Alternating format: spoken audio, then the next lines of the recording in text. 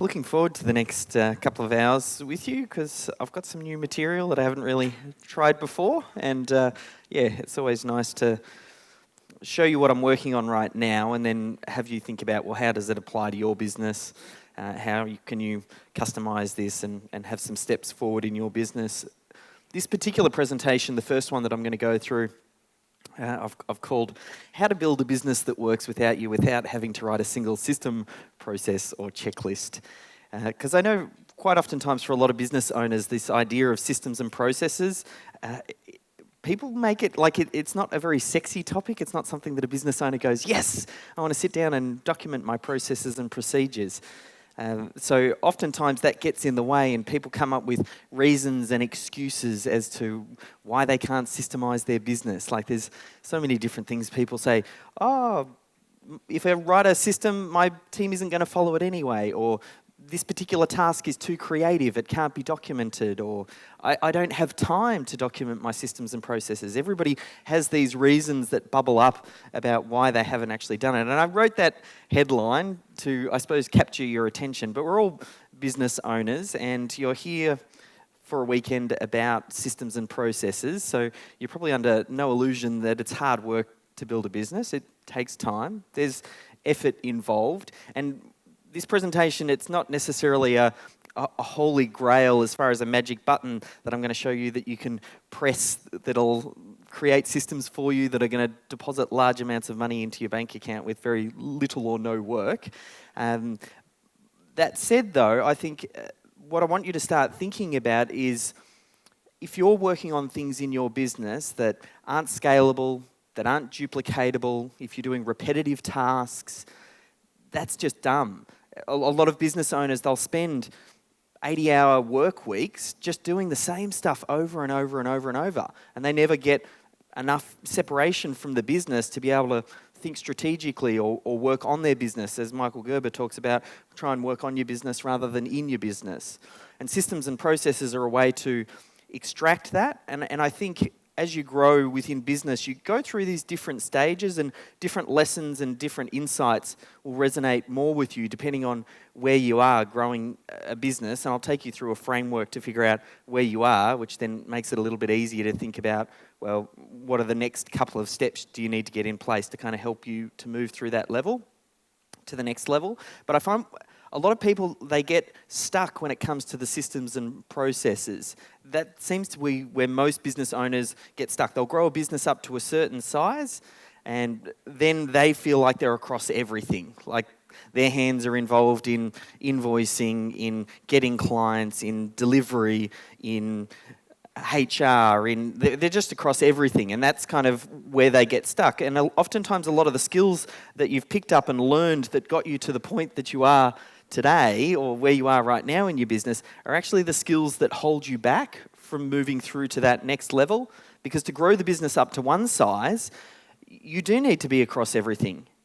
You do have to micromanage. You're architecting this. You don't have a team around you, so you do have to go out there and win as many new clients as you can and make sure that you manage their experience all the way through so they have a great experience and then they start to talk about you and then you start to get referrals. So you do need to do that and you go all in up until a point. But then what ends up happening is it becomes a habit.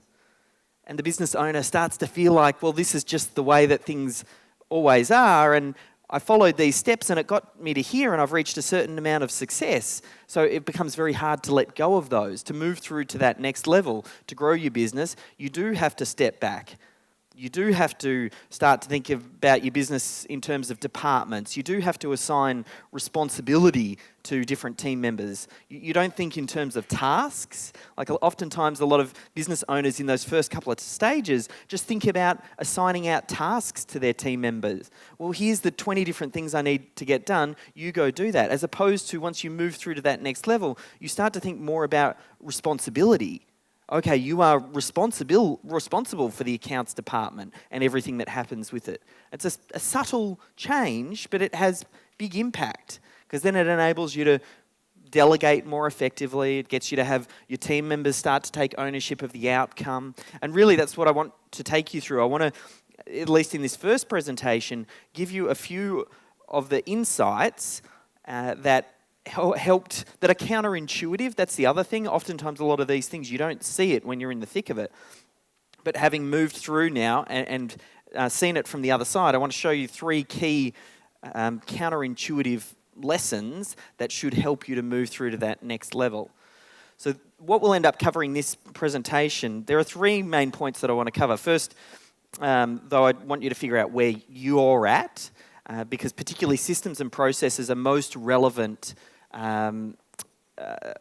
at a particular point in business. Like I said, if it's just you, if you're in startup mode and you've got just 1 or 2 team members that you're working on, typically speaking, spending all your time on systems and processes and documenting things, that gets in the way. Like, that's probably not the right time to be thinking about systems. But once you get up to a team of maybe 7 to 10 and beyond, then most definitely you need to start thinking about systems and processes. So yeah, first up, I just want to give you a thinking framework to help you figure out where you are.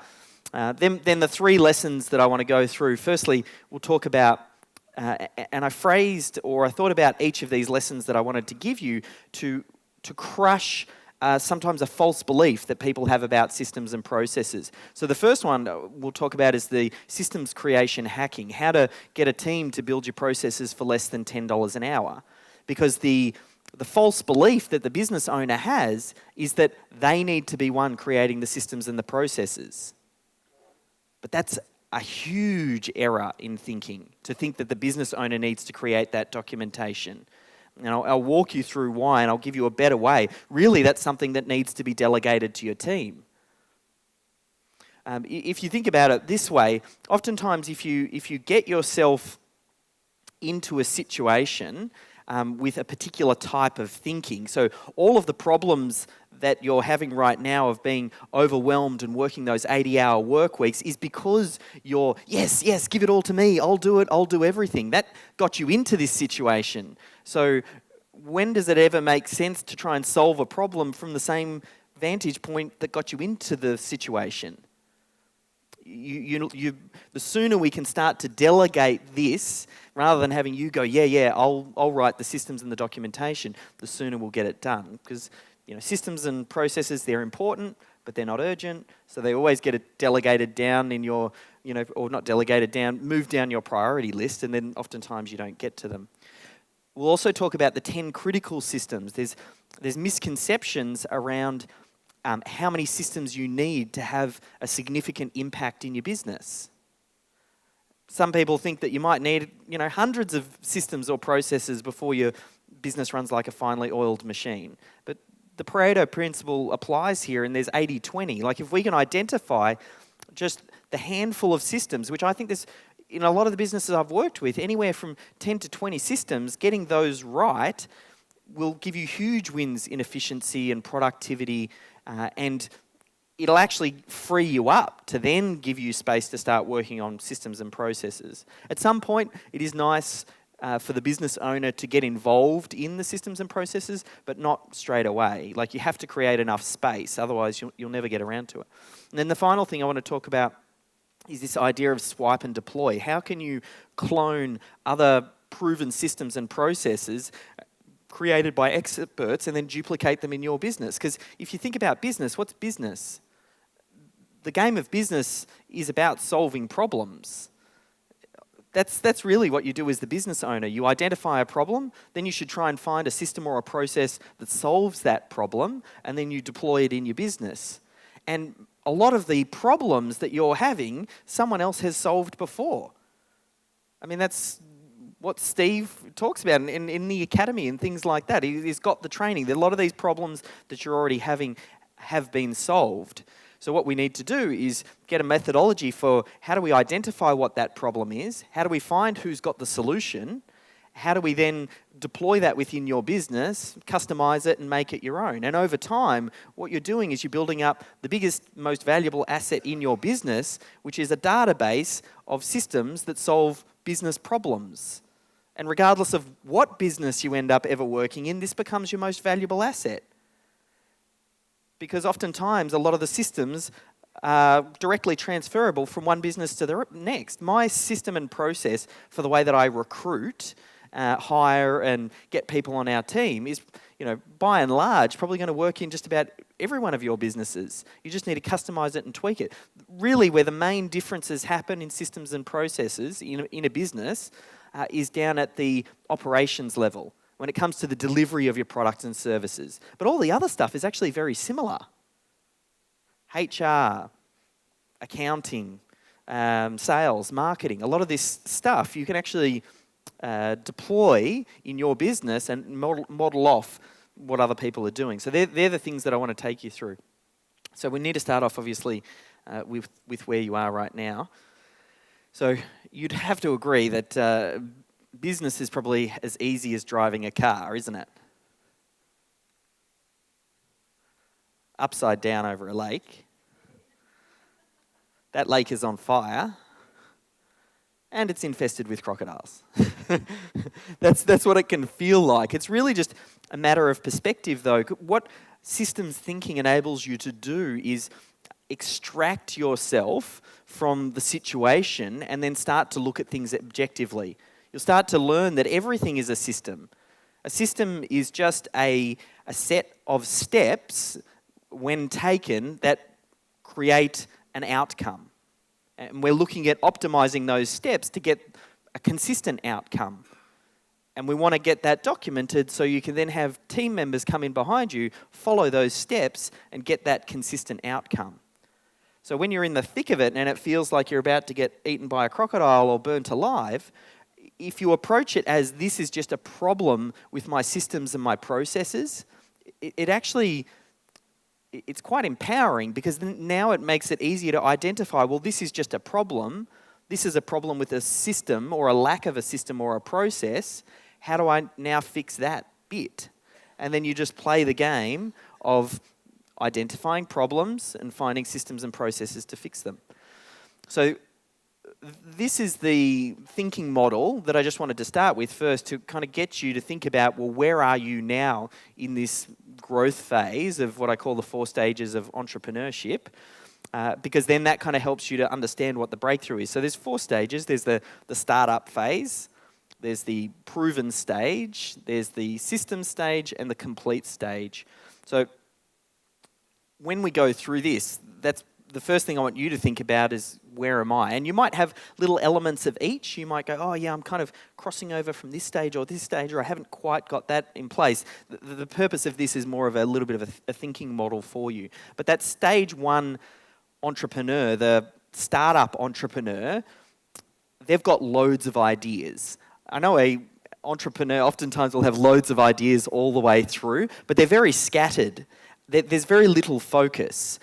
And they're very often opportunity seeking. You'll have lots of different things come up, and oftentimes, you might go to different seminars and workshops and jump from one thing to the next. And if you imagine the metaphor of this field and you're trying to dig for gold, all you've done is kind of dug 2-foot deep holes all across the field, but you've never gone really very deep on anything to try and actually find the gold. And there has to be a point where you start to focus. There has to be that point where you go, here is my product and service. Here is the target market that I'm serving. Here are the problems that they have, and I have products and services developed to solve their very specific problems. And you need to kind of let go of this FOMO, the fear of missing out, and think, well, there are all of these opportunities, millions of different ways to make money online, and try and stake your claim, find that one piece, and then go quite deep on that. Oftentimes as well, the person, when they're chasing these different opportunities, they're going out trying to get work, and then when they get the work, then they do the work, and then they go out and chase to get more work once it's done, and they're just kind of doing the work, getting the work, doing the work, getting the work, jumping to different opportunities. And yeah, the real key leverage point here is focus. So if you find yourself in that situation, it's kind of maybe you need to just brain dump out all of the different opportunities that you've got into a notebook, and then try and prioritize or think, well, which one has the best chance of success? And then double down on that one, rather than kind of splitting yourself. I'm the same. I mean, I've been guilty of it. The reason I can talk about this so well is because I know what it feels like. For too long I've had too many different businesses. Melbourne SEO, Melbourne Video, System Hub, Planet 13. Planet 13 was broken into different divisions. We had wholesale and retail, and we were trying to franchise, and just too much. You just need to focus in on one. Oftentimes, if you can't make that one thing work with a lot of the information you've got the right environment by being here. If you can't make that one thing work with focus, then what makes you think you're going to be able to get 100 things working? So yeah, the real key for that first level. So the next level is the proven entrepreneur. So at this point, you've started to focus. You've started to think about who is my target market. I know who my target market is. I know what problems they've got. I know very deeply and intimately about their situation. And at this point, you've got leads coming into you, like you're starting to get some word of mouth, you're starting to get a little bit of results, but you're very much across everything. You are handling the marketing, the sales, the finance. I mean, you're doing everything. Yes, you're focused, but you're still across everything. Oftentimes, effectively what you're doing at stage 2 is swapping time for money. Like that's really what you're doing. You don't have any replicable way of making profit because really it's just you. You'll get the client. You're still centered to everything. You might have a team around you. You know, it's usually less than about 7. Maybe it's a few contractors. It's a part-timer. You know, you find someone on Upwork or Odesk or whatever, and you're working with them. At this point as well, oftentimes the proven entrepreneur, they're just focusing on gross, as in how much am I selling? That's the number one thing. And they think, well, all I've got to do to break through to that next level is sell more. But that's probably not where they should be focusing on. For me, at this stage 2, it's really about building that proof as far as trying to get the outcome that you're promising your target market and delivering that to numerous people, having them realize that, yes, I've got great value from you, trying to document that proof, case studies, photos, all that sort of stuff to prove that, yes, the model that I've got, Michael Gerber talks about it as the franchise prototype. You want to collect that proof to know that this is going to work. And you also want to focus on, at this point, starting to get your lead flow. Like that's kind of how you start to break through that next level. You'll be getting lead flow through word of mouth and things like that. But if you can kind of start to automate that, it helps you to move through to that next level. At this point, for the stage 3, the systems entrepreneur, you've got good lead flow now. Like you've proven yourself, people are starting to talk, you've got a level of authority. For those of you who came to the presentation that I did last time at this particular event was the authority content. That really fits into potentially stage 2 because it's all about building up that authority. So people start to go, I want to work with that person, and it's about positioning because you don't want to have necessarily a discussion about price when your lead comes to you. You want them to think, well, does your products and services solve a problem that I've got? Fantastic. Okay, I'll work with you. And it's less about price because you've positioned yourself as that expert and authority.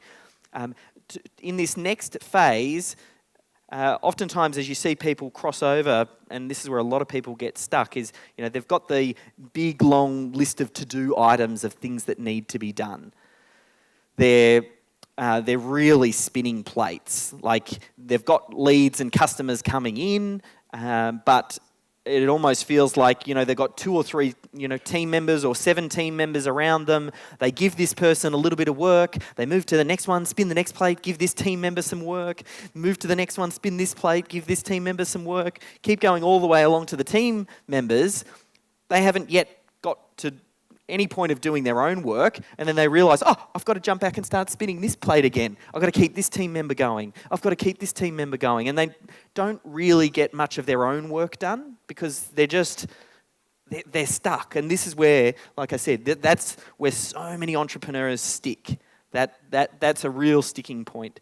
It just feels like more often than not they're putting out fires. And the counterintuitive thought or the thought that people have is they just think, you know what they think at this point the answer to their problems are? They think, if I just get another staff member It'll ease some of the load. I'll be able to pass some of the work over to them and everything will be easy. Like that's the feeling that you get, and you think that's going to help you. So you try and sell a little bit more to try and get another staff member in. But you're already busy spinning all of these plates. Some people that are really effective spinning plates sometimes get up to 10 staff. And they're jumping around like absolute mad people, and they're still working 60, 70-hour weeks. The breakthrough here, it's not about hiring more staff, and that's why it's a little bit counterintuitive. This is where you need to really get systems in place and start to document things so things start to happen in your business that don't rely on you. And again, the reason this is so hard for people to cross over is because systems and processes are important, but they're not urgent. What do you think when the client picks up the phone and says, where is my product or service? Or another person, a lead, picks up the phone and calls you and says, I want to buy your products and services. Of course, that's going to take priority. You're not going to sit down and try and document your processes and your procedures when you've got these other things going on. That's why you never get around to doing systems and processes. But you're kind of stuck between a rock and a hard place now, because the reason you can't create that space is because you don't have systems and processes, and you're not getting that space to be able to create them because you're so full. So the problem, that's causing the problem. So that's again, why so many people, and the next few slides I've got will kind of help you to think about, well, how do you break through that little piece? One of the real secrets of this stage, once you get the systems and the processes in place, is to go on holiday. Because when you go on holiday, your team has to work without you. One other thing I found was really interesting, and this is that thing Michael Gerber talks about. It's the technician that starts the business owner, starts the business. Oftentimes, someone's working for someone else. It's the hairdresser or the mechanic, and they're working for them for a little while, and they think, why am I working for this guy? I could go start up my own shop over here. I'm an expert mechanic. I should be able to do that. So they go start the business up over here, and they very quickly learn it's a very different skill between the doing of the work and the actual running of the business. So, and they get stuck. And for me, I got stuck at this level for so long, particularly with Melbourne SEO, that company there, because I started up and I was the lead SEO. I was spearheading the work that we were doing. I was out there figuring it out. And I was putting the content out. So when people came to Melbourne SEO and video, they were asking for me. And they had technical questions that I needed to answer. When we set up Melbourne Video Production, which was another business, I didn't know how to use a camera. So I couldn't hop on the tools.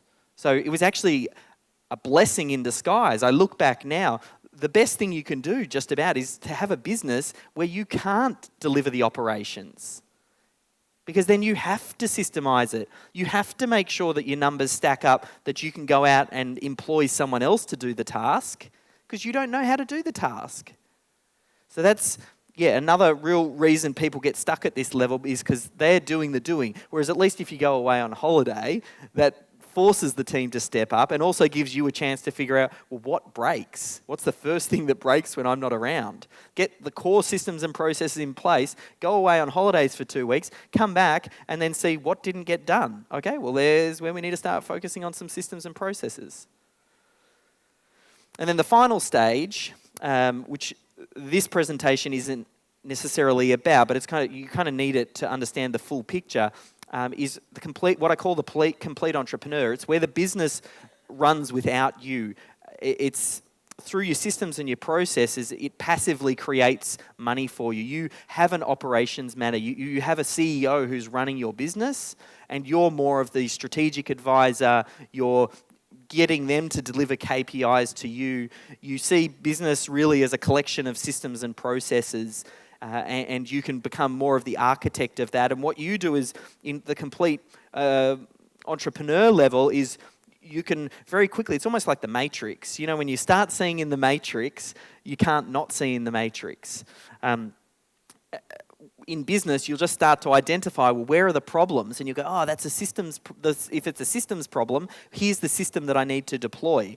And you start to build up these collections of systems. And at this stage, the big payoff comes, it's not from, in stages 1, 2, and 3, you're getting paid a wage. It's effectively you're getting time for dollars. Whereas as a stage 4 entrepreneur, the big payday comes when you're buying and selling business. Like it's the capital event of selling the business. It's not exchanging time for dollars. It's the sale and buying of assets that makes you the money. To really move through this level, that's, you hire CEOs and you have different department heads who run the operations. Again, probably not where we need to focus on at the moment, but just to get a little bit of an idea of where people see where they're at. And like I said, you can have a little bit of a foot in each of the different camps, and you will exhibit some lessons, but just to get an idea, who is at the startup phase? Yep, so there's a few startups. And have you got some insight or some lessons? 1, to identify where you are, but also 2, maybe what to focus on to help you move through to that next level. And hopefully over this weekend, you'll start to figure out which sessions resonate with you more. And another thing is you need to start learning almost like just-in-time learning. When you're just getting started, a lot of people feel like they have to learn everything just so they kind of understand what's going on. And you'll join something like the academy and there's so much information in there, it can be overwhelming. To break through to that next level, think about, well, what is the problem I'm having right now? Find the piece of information that solves that problem and just learn that piece. Quit trying to feel like you have to be across everything. Like you have to be in the moment and solve that problem. And then level 2, the proven entrepreneur. Yep. Okay, so we've just got one proven entrepreneur. So that's kind of when you've now got something that you've focused in on the business and you're starting to collect some runs on the board. At least you've got that focus now, and hopefully you've got just a few insights now on what you should connect. If you go ahead and email me, dave@systemhub.com, I'll give you a free copy of, this is just for this lady here, because that's the information she needs now. I'll give you a free copy of authority content, because that's really what you need to do at that stage. You just need to build yourself up as the authority and the expert in the space. Who's at this level 3? Okay, so probably a little bit more established businesses. You kind of know, you're kind of spinning all of those plates, you're jumping around, and that's really what this presentation is about. And I'm going to show you how to kind of break through on that, and it's the reason I also wanted to do this, the information that I'm about to share with you at the moment, or in a second to do with systems and processes, it'll help everybody. It's nice to go in, but it's most relevant for those people. Like the people who just said, I'm at this stage 3, the information that I'll give you, these counterintuitive lessons are going to be very, very helpful because they're solving the problem that you've got right now. And then stage 4, any stage 4s in here? Yep, perfect. So, and that's kind of when you start to think about business separately or as little separate entities. So, yeah, this particular session, it's really for someone who's been in business usually a few years. They're very clear on the target market. They know the problems that they're solving. They've already got a good amount of a team around them supporting them. And we can kind of look at breaking through to that next level. So I think no presentation around systems and processes can be complete without quoting Michael Gerber. I think one thing is, Michael has, you may have seen this quote, if your business depends on you, you don't have a business, you have a job, and it's the worst job in the world because you're working for a lunatic, as in you're working for yourself. So that's, an important insight to think if it relies on you, you don't really have a business. The business needs to operate without you. It has to. Like, that's effectively what we're building. That is the asset value as well. When it comes to actually selling the business, what does the potential buyer look at? What does the level 4 complete entrepreneur look at? He wants to make sure if he purchases that business from you, that business will continue to operate after he buys it from you. Like, if the business is centered around you, what has he got? He can't really buy anything. He is buying the most valuable asset you've got is the systems and the processes.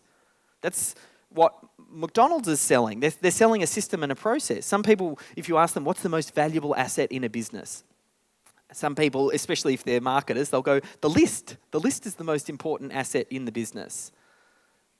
But if that were the case, you'd think McDonald's would probably sell you a list of customers, a database. No, they sell you, here's how we run the business. That's where the asset value is. And if you've tried systems and processes in the past and you haven't got it to work, you've kind of dabbled around the edges and you've come to the conclusion that thinking systems and processes aren't for you, then we need to throw those out the window. I mean, every business needs to crack this nut, and I think a lot of the information out there, a lot of it's actually outdated with systems and processes. That's why I quite like what Steve's doing with this particular event to get more updated information. Some of it is useful, some of it is useful but incomplete, some of it is outdated. So the idea of systems and processes as we previously knew them, these big fat phone books that sit on a folder on a bookshelf that no one actually refers to, that's not what we're talking about. We're going to try and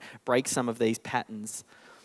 And what I want to do is try and give you an epiphany through this to go, systems are the most important asset. It is a bridge that every business owner needs to cross. That's the other key thing to have. Like, you have to cross this bridge. And I want to teach you a new way of thinking, a new philosophy.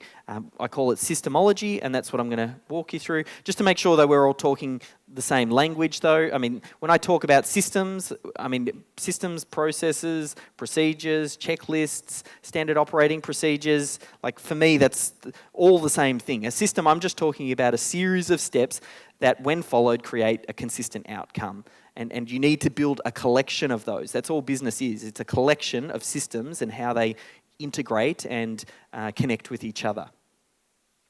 So is this, making sense? Yep. Cool. So there was a big breakthrough for me a little while ago when I finally removed myself from the day-to-day operations of Melbourne SEO and video. That was last year. It took me 10 years in that business. I've been in business a long time, and I just got stuck in that holding pattern.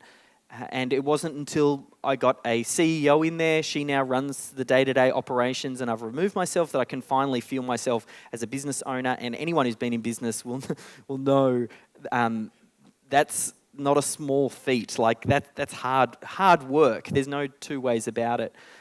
But we've had a lot of different wins over the sort of time. That was definitely a big one. But for me, just recently I got to speak on stage at a TEDx in the Netherlands and talk to some kids around systems thinking as a philosophy. So what we also talk about will extend far beyond business. I had the epiphany of systems thinking related to business, but it extends well beyond that. And now I'm sold on this idea. This is just the way that I see the world. I'm a systems nut, and I'm hoping this ends up being really contagious for you, because this is the master skill of the entrepreneur. It is the building of systems. There's no two ways about it. Obviously, it wasn't always that way. The way I broke through was, for me, if I just go back a few short years before Melissa kind of took over, very much working 24/7, like most business owners, just really focused in on the business to the exclusion of all else. Probably friends and family thought I was a little bit crazy with the amount of hours that I was putting in, and they're kind of, you need better work-life balance and all that sort of thing. And I knew I wanted that, but then I had this deadline. Nothing like a deadline to make things happen. So that's, if there's anything that you can do to take away from this particular presentation, if you can build in deadlines into the way that you work, like something has to be done by a certain date, that's when it gets done. So the deadline that I had was, this was my first here, so this is Nathaniel, that's going back a couple of years now, 2.5 years. But when we fell pregnant, I said to myself, I don't want to be that business owner or that person, that dad who's too busy to hang out with their kids, too busy to go to the sports game, too busy to take time off over school holidays. Like, I had seen that, particularly from my dad, always too busy, always on the phone, always doing something. And I thought, that's not the way that I want to be. So I had this deadline, and I thought, right, I need to figure this out. And I was a little bit embarrassed at that point. Yes, Melbourne SEO and video had been running for a good 7 years or something like that. But I still was embarrassed because I didn't really have a business. Like, everything would grind to a halt if I wasn't working. So that's why I kind of thought, right, I have to do something about this. I needed to find the way. And I kind of went on that search and gave myself that 9-month deadline. And I started to look through my past history of the different businesses that I was involved in to try and figure it out. And I knew, I don't know if it was my financial background or I was involved in this rock and roll clothing music store. We set it up like a franchise, and we actually got it up to 3 staff. 3 stores, 25 staff, retail division, wholesale division, and I recognised the most valuable asset that we were selling in that business was how we were actually running the store. So I knew all of this system stuff. I'd heard it before. I'd read the E-Myth, Built to Sell, Work the System, all that sort of stuff. I knew this was important. Yet why was it in my digital agency wasn't I applying it? I was coming up with all these excuses. The biggest one I had in the digital agency, I said, yeah, well, I'm dealing with Google here, and Google changes their algorithm up. They're always rolling out different algorithm updates and things like that. So even if I write a system, it's going to get outdated. So there's no real point in me writing systems for that. Like, why would I do something if it's going to get outdated? And then I started coming up with these other excuses, like I don't have time, this and that. And that's really what kept me stuck. It was all of those excuses. But I knew that, we'd done it before. We did it at we did it at Planet 13. So I thought I need to figure out what's going on here. Why am I not doing it? And like I said, I started reading all of those books. I'd already read them before. And then I realised there was no system for systemizing business. And if you'd followed work that I've been doing for a little while with System Hub, I talk about the system for creating systems, which I'll give you a little bit later. But that's just a piece of the puzzle. What is the actual system for creating, like systemizing business? You read the E-Myth and there's no step-by-step formula. There's no step 1, do this, step 2, do that. And that's what I'm going to share with you actually in the second part of the presentation. But I persisted because I knew systems and processes the way, and inch by inch I was putting one system in at a time, and we did start to get some wins. Things started to happen without me. As you'll learn in a little bit, I'll show you that me doing that process was actually holding me back. That's one of the worst things that you can do if the business owner is doing it. But I did it piece by piece. We started to systemize things. And then the final piece of the puzzle really was for me to completely step out. We took a couple of different holidays. Like, holidays were actually quite valuable to the business in identifying those holes. And then the final piece was to get Melissa to step in and run it. We hired the CEO, and now that's kind of enabled me to free up and focus on what I'm focusing on now, which is System Hub. So no matter what business you're in, I don't care. Systems are the most important foundation. I think, whether you're a digital agency, plumber, broker, baker, healthcare person, this guy actually runs a business helping police officers. He is an ex-police officer, and he helps people get jobs in the police force because it's quite a rigorous process. I worked with him to extract him out in the day-to-day operations of his business. The only reason I mention that is really I just want you to suspend the belief. That little voice, the monster in your head, and I keep on going over and over because it's a hard one for me to squash. Yeah, but my business is different. Like, that happens so often. You need to squash that. That is, the only way is to systemize. Anyway, I've harped on long enough about that. I'm hoping that you for the right person who hears that message, it'll have a big impact. So let's talk about the 3 things, the breakthroughs that I wanted to share with you. So firstly, we'll talk about systems creation hacking, how to get your team to build systems and processes for less than $10 an hour. And this, as I mentioned, this is to crush the belief that the business owner needs to do it. Okay, that's the purpose I've put this one together. So this guy taught me this lesson. His name's Nick Thakral, good friend, known him for a long time, runs a cool software called LeadsHook. And I was sharing with him when I was in Melbourne SEO and video, the frustration I was having around systemizing Melbourne SEO and video. And he said something, he says things quite just nonchalantly, just kind of throws it out there, and oftentimes they're just little nuggets of gold. He said, why don't you hire the consultant who knows how to do that particular system or the process, pay them to develop the system and the process that you can then deploy in your business. The "yeah, but" monster popped up in my head and said, yeah, but I don't have $10,000 to pay some overpriced consultant who's going to help me document what we're already doing. So but what it did do, it planted a seed in my head, which is, well, what if I don't have to be the person doing it? What if I could delegate this to someone else? And that stayed with me, and obviously at that point, I'd kind of started to free myself quite a bit from Melbourne SEO by doing it myself. But as I've started to work with business owners to try and help them systemize, I work with this guy, Tim Reed. Has anyone heard of him, Tim Reed? He runs a podcast called Small Business Big Marketing. It's actually Australia's #1 podcast on small business marketing, and you guys don't know it. That's awesome. I have to let him know his marketing's not very good. But he is a self-confessed systems dunce. Like he's a big picture guy. He doesn't like to get down into the details of systems and processes. When he gets his head down there, it just infuriates him and frustrates him. He's a good friend of mine. I've known him for years. He was the MC at my wedding. We've done some travelling together and been in different masterminds together, and we've had this conversation numerous times. Hey, Tim, you've got to systemize yourself. Like, he runs a podcast, and the process of running a podcast every single month, it's the same. Like, or every single week, I think he puts out a podcast. Like, that is a system and a process, but he was kind of doing everything. So I said to him, look, if it's up to you, it's not going to get done. So how can we work our way around this? And he introduced me to a guy called David Warren, who he interviewed on his podcast, Small Business Big Marketing. And this guy ran a company it was a tall ships company. They sailed those boats around Sydney Harbour. And it was on the verge of bankruptcy. He'd kind of grown it up to a certain size, but had a huge amount of tax debt, was very much struggling.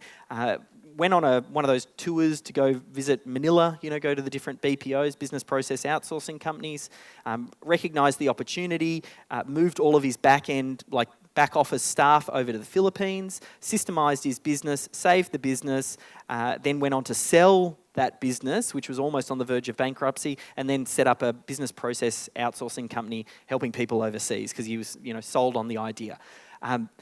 You can probably see where this is going. So Tim, we kind of recognised that Tim was going to be the worst person to do it. So Tim introduced me to David. David assigned a virtual assistant to work on Tim's account. His name's Joel. And I was working with Joel, and we went through this process of just getting Tim to screen record everything that he was doing. He would just load up Camtasia or, Snagit, there's Jing, Loom, there's loads of different software on the recording, but he would record the task getting done. He would load it into System Hub, or, you could use Dropbox or YouTube or whatever, would leave the video in there. He gave him the system for creating systems, which I'll give you in a moment, and then said to his VA, I want you to watch this video, follow the system for creating systems, and I want you to document this process. So that was kind of like step one. The team member, Joel, went through and documented all of the core processes, and because he documented all of the core processes, he kind of understood what was going on. So he's able to start taking work off Tim's plate now because he was involved in the creation. Now, I don't always recommend it that way, depending on the size of the business. Like, Tim really only had a couple of different contractors that he was working with, and he was kind of doing everything, so it just made sense for him to record it as he was doing it and then made that the last time. But for some business owners that are more established, sometimes it makes more sense to figure out who in the business is doing that task and get them to record it. But it's still the same process. You identify what is the problem that we're trying to fix here. You then figure out who in the organisation is currently doing that or can do that. Figure out a method of extraction. So how are you actually going to record it happening? And then you want to load that into like a central place where you can organise it. And then you have a team member go through and do the documentation for you. So following system for systems, you get them to pick out the main bullet points. That becomes version 1 of the document. Then you get other team members to review it when they do the task, and then this library of documentation ends up getting built out. So like Tim's got more than a 7-figure business. He does very well for himself. And we documented it using a Philippines-based assistant for $10 an hour through a business process outsourcing company. He didn't have to hire some overpriced consultant. He just documented what he was doing. That's the other thing when it comes to systems. Systems, at the best of times, is often hard to do. So if you can keep it simple, like simple work, simple scales. Anytime you overcomplicate things, that will just get in the way of doing it, particularly with staff members. Friction is the enemy of systems. You need to make things as easy for you to capture and get it in and delegate it and assign it. And then if you can scribble that URL down, systemhub.com/template SOP. We'll go through that a little bit later so you can see it, but that's where you can go and actually download it. And all it is, it's a document that you give to a staff member that says, here's the way that we document. And it says, figure out what problem you're trying to solve, figure out who's going to solve that problem. Then you need to pick a time with them to book in the actual recording, figure out how you're going to capture it. Sometimes it's screen recording. Sometimes it might be a live handycam. Sometimes it's an audio dictation. You just got to figure out what is the easiest, least friction way to capture what is actually getting done. And then how do they listen to it? How do they pull out the main steps? How should you format it so things are consistent? Like that's all the system for creating systems is. So I did want to show you, you can either go through a business outsourcing company or you can go to somewhere like Upwork. And I'll just show you something like Upwork. Has anyone used Upwork before? Yeah, good number of people. Okay, so what I'm just going to do, I'm going to come up here. So Upwork is just like a freelancing website. You can go there and recruit people from all around the world. It's kind of like a reverse eBay. Rather than seeing a product and you putting a bid on it, you go there and you say, well, here's my job that I want you to do. And then other people bid on your job and say, I'll do it for $5. I'll do it for $20. I'll do it for $50. So it's just a place. And you can get staff everywhere. But what I love about it most is the ability to filter. So if I come up here and I go find freelancer, and let's do systems documentation. Just run this. Now I go filters, and if you want, you can write these filters down. I like to make sure that someone's at least earned $1,000 on the platform, so that way I know, they've done some work. I want to make sure that they've got job success of up to 90%. So I want to make sure the feedback they've got is really, really good. Like I don't want to work with someone who's got average reviews. I get the ability to filter, so why not? This particular task, documentation, it's a $10 an hour task, $10.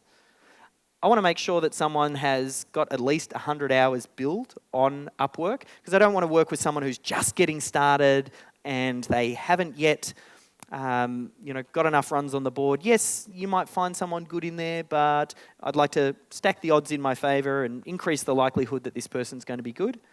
Come down here. We want to do documentation, so I want them to be fluent with English. I want, they don't have to be writing novels or anything like that, but I want to make sure that they're fluent. And then we want an independent contractor. I don't really like going through those freelance, like the agencies, because usually then you chat with one person, you don't actually really get control over the individual that you're working with, so the reviews don't really matter because you're getting the reviews for the entire organisation, not for the individual. And then I usually like someone who's worked over the last month. So now I've filtered this process down. What do we got now? Does it say how many? Okay, about 60 applicants. Let's see if we can find someone here. Business analyst, customer service, SEO. Sometimes, depending on what they are, someone like this, if they've got a good variety of tasks, I often find that's a good person to work with, because systems documentation, you kind of have to understand, have more of a generalist, you're not a specialist. So she could be quite good. She's in Bangladesh. One other filter I like to do, actually. I've had very good success hiring in Southeast Asia. So let's do Asia, Southeast Asia. Cool. All right.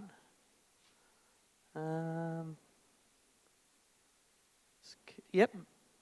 Potentially project managers tend to do quite well because they're quite good at thinking through where people get stuck. So there you go. $10 based in the Philippines. I love recruiting out of the Philippines. $10 an hour.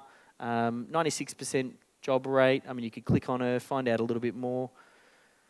Virtual assistant, project management coordination. I think she potentially could be a great person for that role. So anyway, long story short, I just want to kind of show you how and where you can find these people who can actually do the documentation through Upwork. There was just the filters. I'll chat with Steve about getting him a copy of the slides. Question?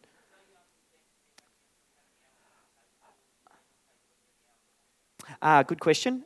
So all I did was identify the person. The other piece to the puzzle is you need to actually write what the job is that you want them to do. You need to post it, and then you would invite them into that job, and then you can actually pick.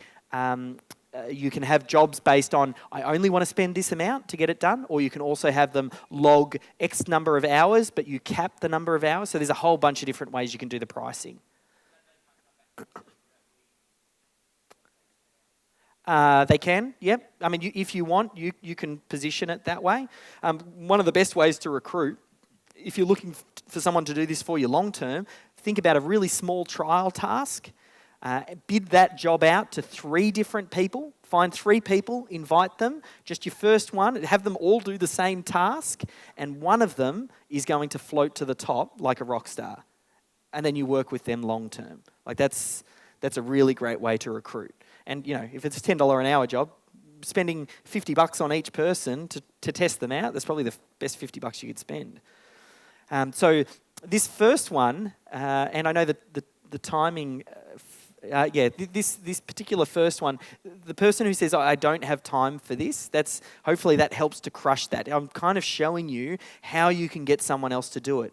Record what you're doing, or get someone else in your business at the different departments to record what they're doing, get it into central place, find someone else to do the documentation version 1. Next time the person does the task, they can read through the documentation and make sure nothing's missing. And then the final step would be to actually get that person to teach someone else. Because you always want redundancy in your business. You always want 2 people who can do a task rather than just having it in on the one.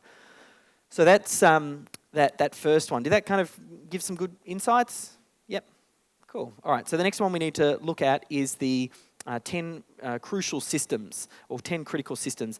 This helps to crush the belief that you need hundreds of different systems within your business to make it run smoothly. With all of the different businesses I've worked with, oftentimes there's only 10 or 15 systems. If you get those done first, will give you huge wins, make you feel like, yes, I can see systems thinking is the way forward, and then you'll double down on this because you'll realise this is where you should be spending your time.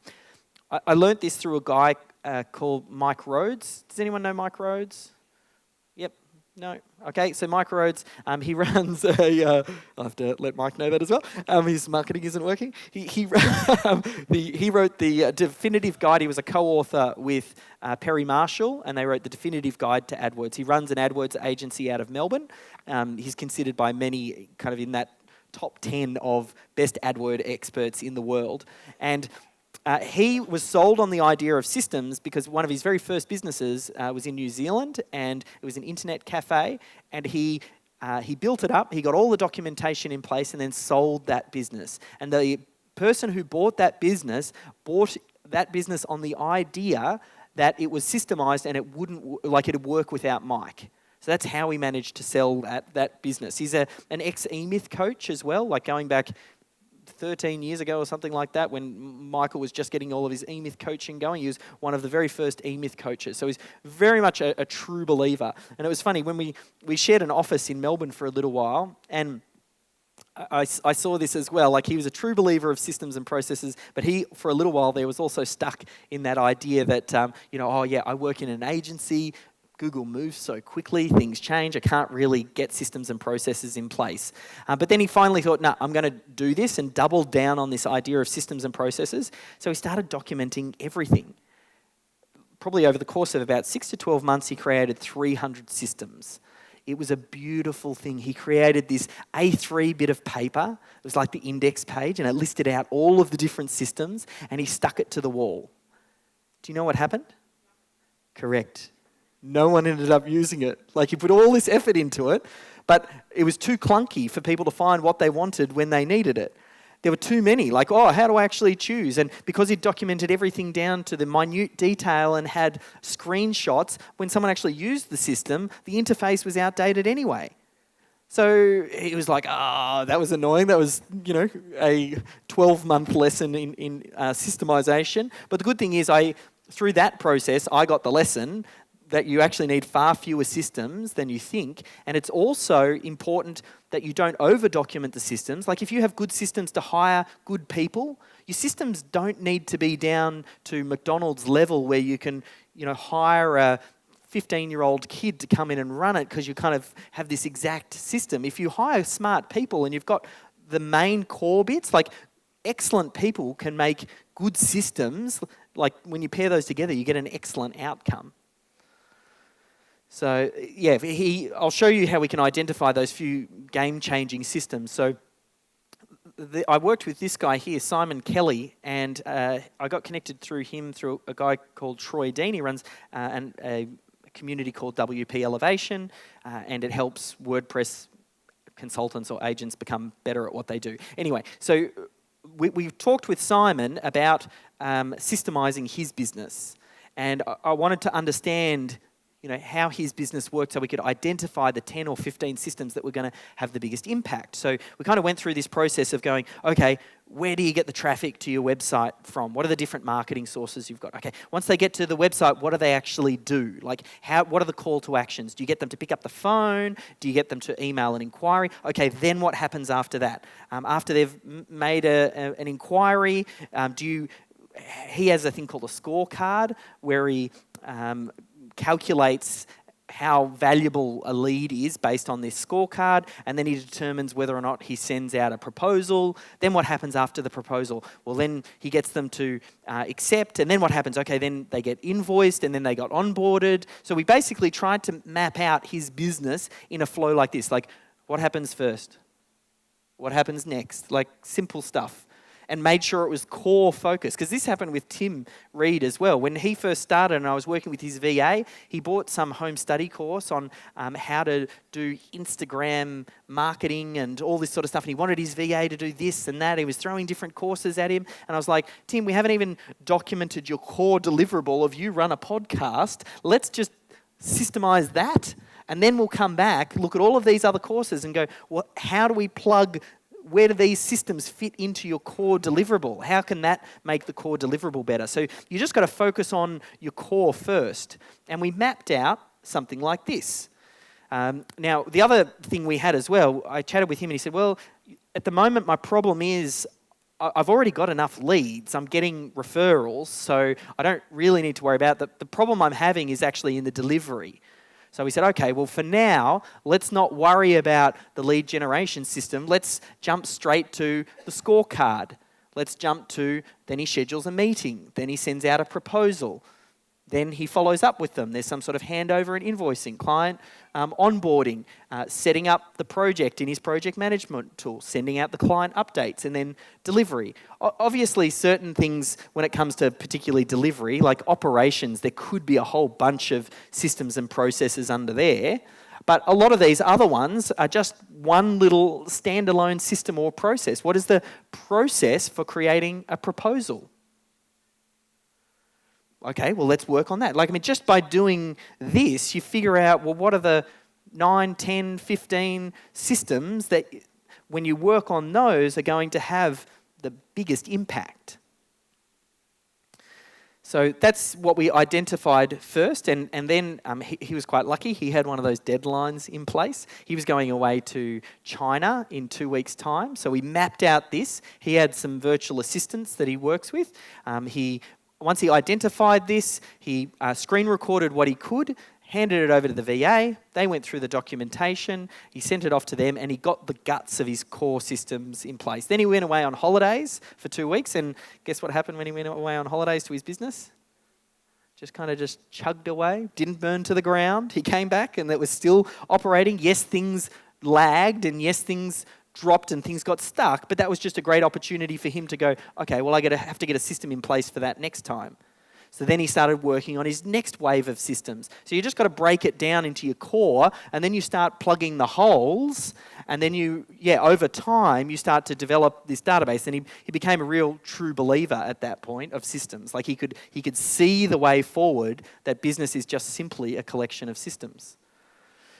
He got a little bit more fancy. That's very small, so I made it a little bit bigger for you, but it's probably a little bit too small anyway.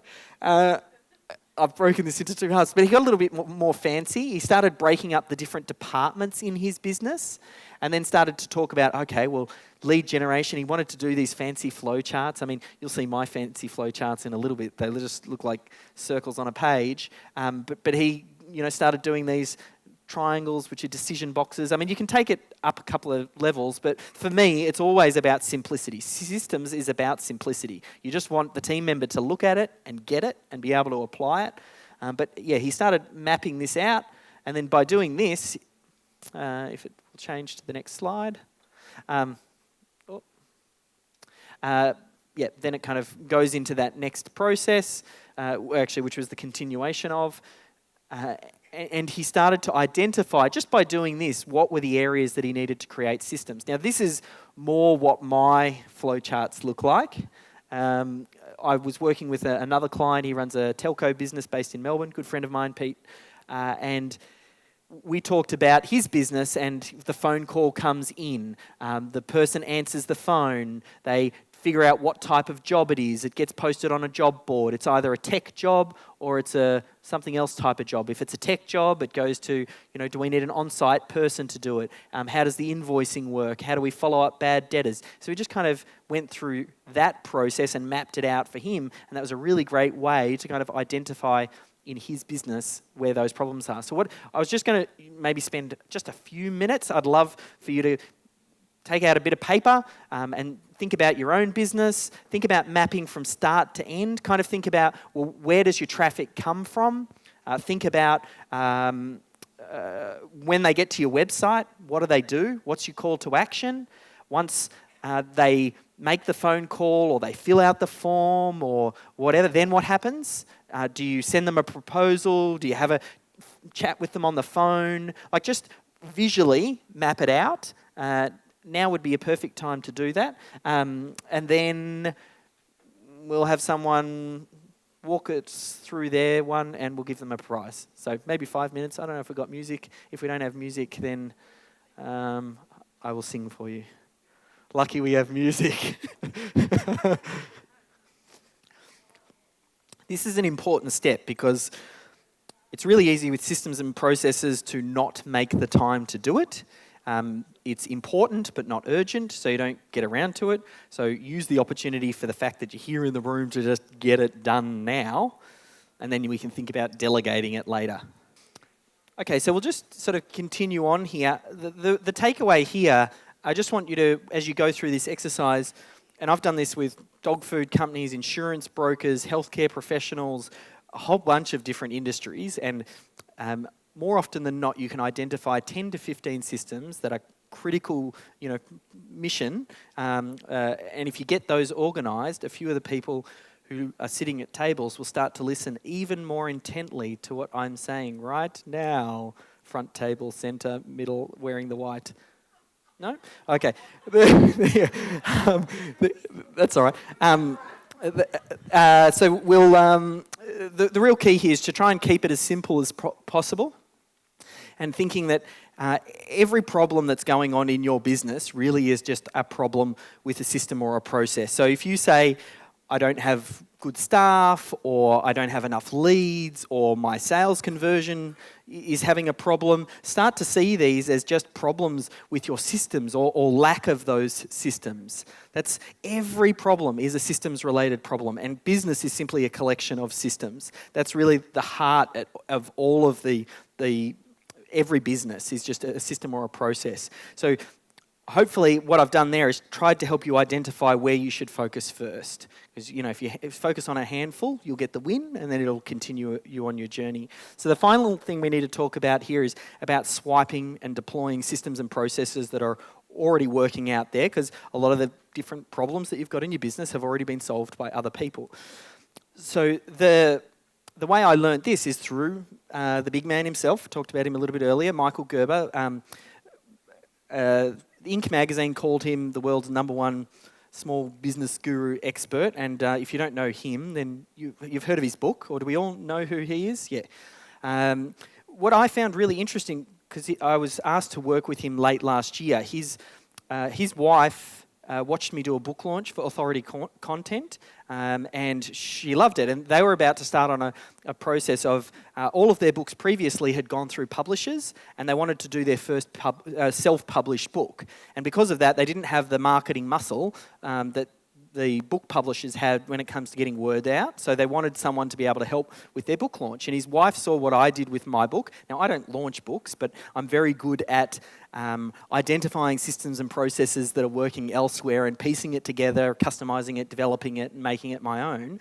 And she saw that, and she said, I want you to do that for Michael's next book. So the last book in his E-Myth series, which is called Beyond the E-Myth, I was involved in the launch of that. And last time I was here, when I spoke at this event, that had just been announced. It wasn't official, but now we're kind of on the other side of that. Now, I learned a whole bunch of different things going through that process, as you can imagine, and it's a long story, but I want to cut it very short so you get the key lesson.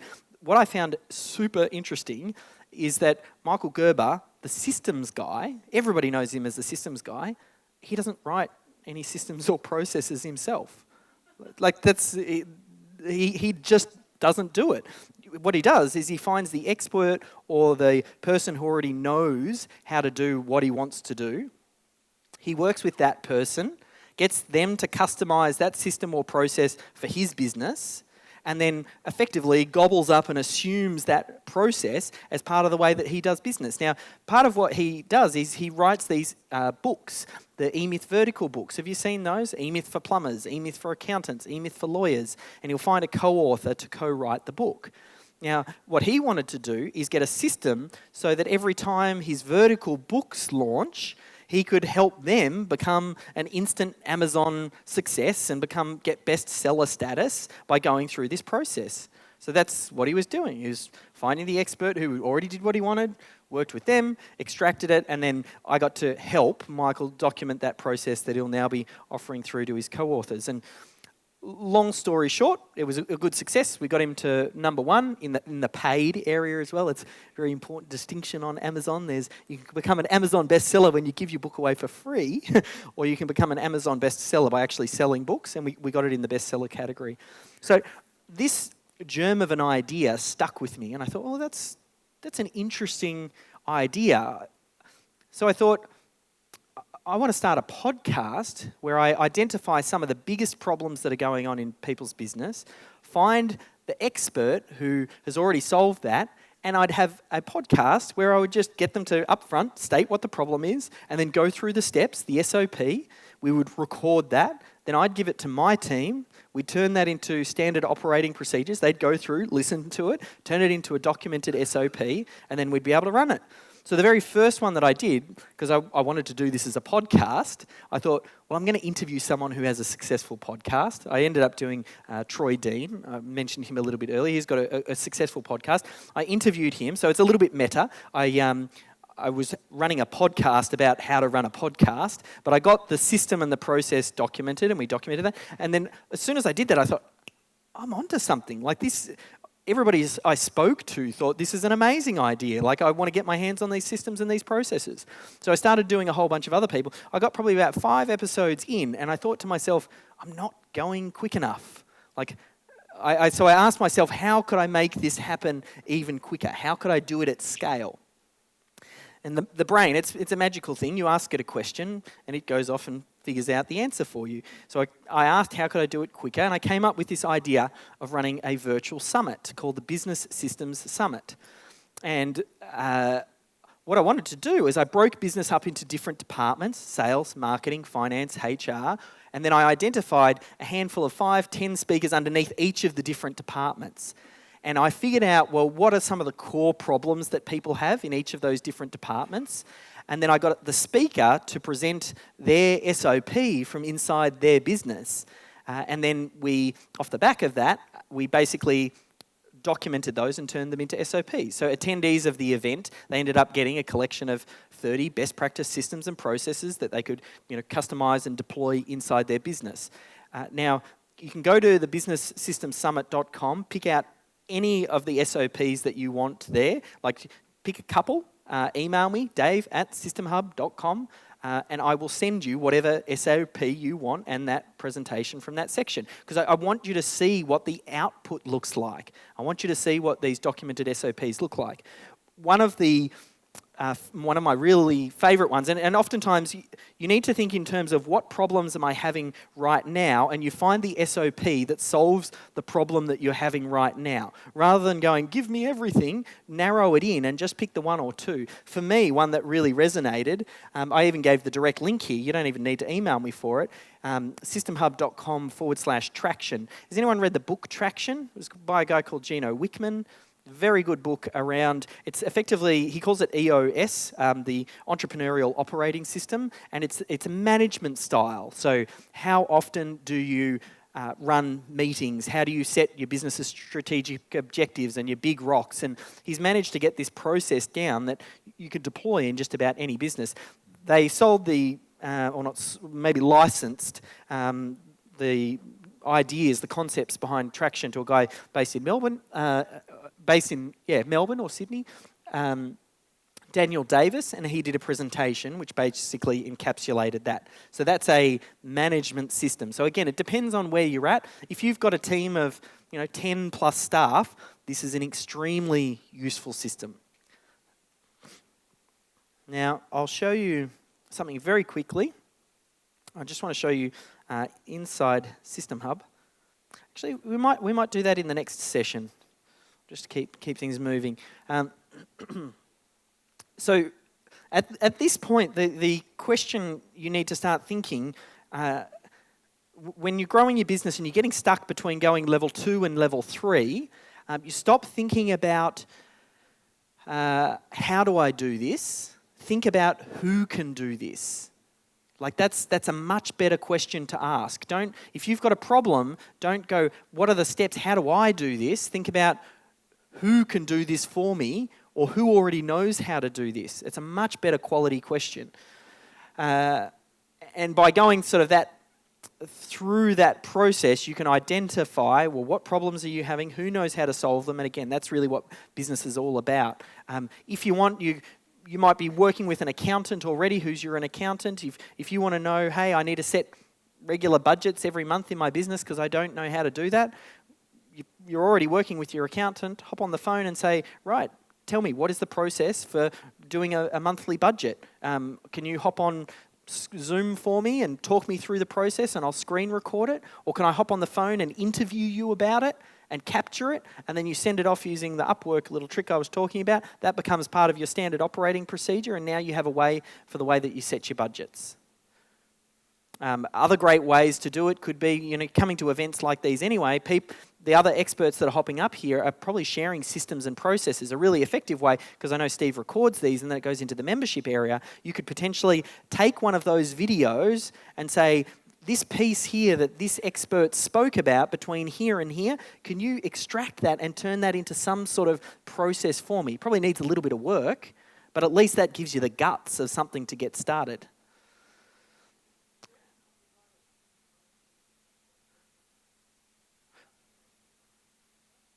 The question is there any legal thing? Like, if I'm paying an accountant to be my accountant and I'm asking him how to document, yep, like Traction. Yeah. So you definitely want to customize to your situation. And I'm not talking about you going out to commercially sell these. Like, I'm not saying create a system and a process and then go and sell it. If they're out there educating, saying here's how to do something, it's learning. All you're doing is learning it. Part of your learning is documenting it, and then you're going to end up delegating it to a team member. So it's yeah, if you were going out selling it, yeah, that would be a problem. But you're using it to improve. I'm just giving you a more effective way to take the information that you learn and put it into practice, as opposed to just being something that you learn. So this is the last thing. At this point, I don't know whether or not it feels like you're drinking from a fire hose at this point. You've been here for, 2 days now, and you're learning all different things about systems, and I don't know if this feels a little bit like overwhelm, or hey, I'm with you, Dave, I'm following through these steps. In the next session, what I want to go through is my methodology I called systemology, and it's the system for systemizing business. So step 1 we've kind of already done, which is how do we map out that core business process. Step 2 is we need to start to think about how do we delegate that to different departments and then assign those to team members. Step 3 is how do we use the system for creating systems to get the team member to follow it, and then you just follow through steps 4, 5, 6, and 7, and it's a system. Like it's the system for creating systems, system for systemizing business. And this is, I haven't yet really talked about this before. This is the second time I've shared. The first time I've started talking about stuff publicly at Steve's event, and that's what I want to go through on the next session. But the goal here, my goal for System Hub is we're here to free all business owners worldwide from the day-to-day operations of running their business. I think I know a business owner can create magical things when they start to separate themselves from that day-to-day operations. I'm not talking about putting you on the beach for, the next few years, because oftentimes business owners, even when they get successful, it's not like they completely stop working. They keep working, but I want you working on higher quality stuff. So that's why I want to get you out of the day-to-day operations, and that's what my goal is and what we're here to do. I want to create enough space for you to work on your business rather than in your business, because I understand that entrepreneurs, in my opinion, and business owners, they have the biggest impact in the world. Like for me, what does a business owner do? They create jobs, they innovate, regardless of what type of business you're in. What you are doing is a magical thing, and it's such hard work. I take my hat off to business owners because I know how much hard work you put in. I know the sleepless nights that you have, the hours you put in, and even though people are saying you're crazy, you're ridiculous, you're working these crazy hours, it's never going to work, you've got to get better work-life balance, but you persist through. And there is a point now, we'll try and cross that bridge and we'll start to look at business a little bit differently. But yeah, I'm here to empower business owners. So I think that's the end of this session. We'll have a little bit of a break and we'll come back afterwards. I don't know if there are any final questions, or maybe we'll answer the questions during the break. That might be the easier way to do it, so we can have a break. I don't know. Yeah. Yeah? All right, let's give Dave a big round of applause. Thanks. So, in this next session, I wanted to drill down a little bit more into this topic I call systemology, which is effectively the system for systemizing business. It's the science behind this, something that I've been working on internally and just now starting to talk about more publicly as I further experiment with this technology and applying it to different businesses. This will end up evolving into a book, and then that book will be the Systemologist's Handbook, most likely is the name I'm thinking about. We've got a publisher, so I might need to chat with the publisher at some point. So it's, that's perfect. Your marketing system is working well. So this is something that I've been working on, and this idea, I mentioned it earlier, I think once you start to see that everything is a system, the world around you starts to change. Everything is a system, whether it's your health, your relationships, your finance, business. It's whether you're conscious of these systems or not, or if they operate at a subconscious level, it doesn't really matter. The systems are running, and the results that you experience in life are a direct result of these systems.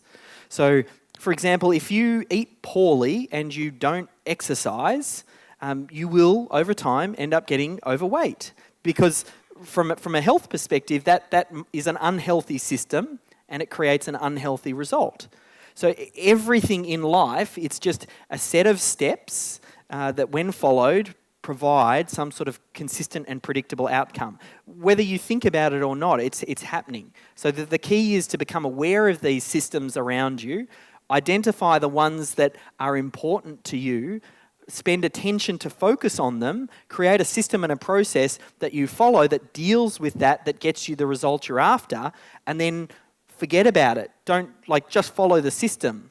That's the whole key, to create space. There's a little bit of a misconception that when you systemize things in your life, that you remove the creativity and the serendipity of life because you're turning yourself into some sort of robot that's just following checklists. But the reverse is actually true. What it does is, by getting these things into place, you don't have to think about them, and then that creates space in your mind to think about more important things. And I'll give you an example. So let me ask you this. I'm curious. When you go on holiday, what's your system for deciding what you're going to pack? How do you decide? If you're like most people, what they'll end up doing is they'll just have their suitcase there, and they'll go, what do I need? Oh, I need some underwear. What do I need? I need some socks. What do I need? Toothbrush. And they go, what else do I need? What else do I need? What else do I need? Now, that's a pretty poor system because every time you kind of have to ask yourself to go through that process, and you worry about whether or not you've actually remembered everything, or have you forgotten something?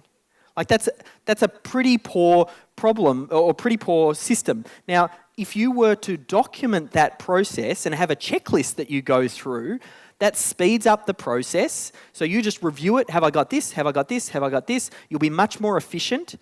You won't have to think about it. You won't be sitting at the airport second guessing, going, oh, did I remember my iPod charger, or did I remember my computer charger? It frees up the brain space to be thinking about more important things, like what you're going to do on your holiday, rather than thinking about, what have I remembered? Just a simple process of having a checklist that you refer to when you pack. What does that do? That saves you 5 minutes here, 10 minutes, 15 minutes every time you go on holiday. Okay, so you go on holiday 3, 4, 5 times a year. Every time you go on holiday, you're saving yourself 15, 20 minutes. Over your lifetime, you might save a couple of weeks of that pain and heartache, and you'll get a better, consistent outcome by having a very simple checklist and process for the way that you go on holidays. Now, where the magic happens, that's all well and great. I just gave you a good few weeks back of your life. But where the magic happens is when you start to layer these and compound them. When you have a collection of systems and processes that save you time, now we're talking about extreme efficiency, and the magic of compounding starts to happen. So I think once you start to think like this, you'll realise how much time it ends up saving you. And there's my little checklist for my packing checklist. So before I came up here, I open up my little packing checklist of things I need to do, some pre-planning the night before, things that I need to pack, and I just have a little bit of a look at that, and then that makes sure that I bring everything and I don't really have to think about it. Now, I don't know what you're going to do with all of this time that I end up saving you from now that you've got this idea of systems. You might take up paragliding. You might, with all of this extra time you've got, you might start scuba diving. You might start juggling with a chainsaw on a unicycle. Whatever you end up doing with your time, once you start to think more efficiently, though, in business, it frees you up to focus on more important things. And it's that idea. This guy, Marshall Goldsmith, he's an organisational psychologist. He said, we don't get better without structure. And that was that idea that I was trying to say before. Structure, process, systems, they actually get you to be more creative. It's counterintuitive. You put these things in place and then it enables you to be more creative. Why do you think someone like Mark Zuckerberg or Steve Jobs, they wear the same clothes every single day? We all know why. We've heard this before. The reason that Zuckerberg and Steve Jobs wore the same thing is so that every day they wouldn't have to wake up in the morning and go, what am I going to wear today? They figured, well, if I've already decided that, I'm going to wear my jeans, I'm going to wear a turtleneck top or a black t-shirt, well, now I don't have to make that decision ever again because I'm wearing the same thing every single day. Now I can think about more important things, like how can I serve my community better at Facebook?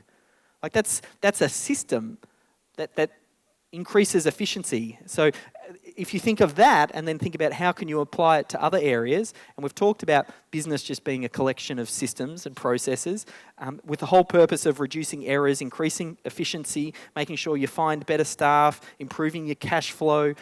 It's just a step-by-step process. I was doing some research on systems and processes because when I go into something, I usually like to go into it quite deep. And I was going across a research report that the World Health Organization ran in 2007, and they ran this pilot on 8 hospitals where they created just a 19-point checklist that they got the doctors to look at every time they were about to do surgery. And they found when they ran it across these 8 hospitals, the post-surgery complications, so that's things like getting infections and things like that, they dropped by 1/3 by simply having the checklist in place. And they almost halved the number of deaths as a result of surgery by having the checklist. That's why you got helicopter pilots as well. Helicopters and planes, they've all got checklists. That's just part of the way that they do things. And that's really what business is about. So I want to take you through this 7-step process, which is the system for systemizing business. I call it systemology. Obviously, I can't take you through everything, but I want to give you the guts of it so you've got the main pieces and the main steps that you can go through. So that the 7 steps we're going to go through is first defining, and that's effectively what we did in the previous session when we talked about mapping out the flow within your business. That's step 1. Then we need to talk about allocating. How do we find the departments within your business and potentially who is going to have the responsibility of completing the documentation? We'll talk about extraction. How do we actually capture that information? What is the easiest, smoothest, most efficient, simplest way to capture it and get it documented? How is that then organised in a way that the team can find it when they need it? Then we'll talk about optimization. Oftentimes optimization will just happen by default. You don't have to get it right the first time. By going through this process and thinking, how do we do this? Just the process of asking, how do we do this, helps to optimize. Because you think, is that the most efficient way as you're doing it? So that's one way of optimization. There's actually a sequence of stages that you go through that we'll talk briefly about. And we'll also talk about integration. I feel like this is probably the most under-serviced component or under-talked about component in the implementation of systems and processes.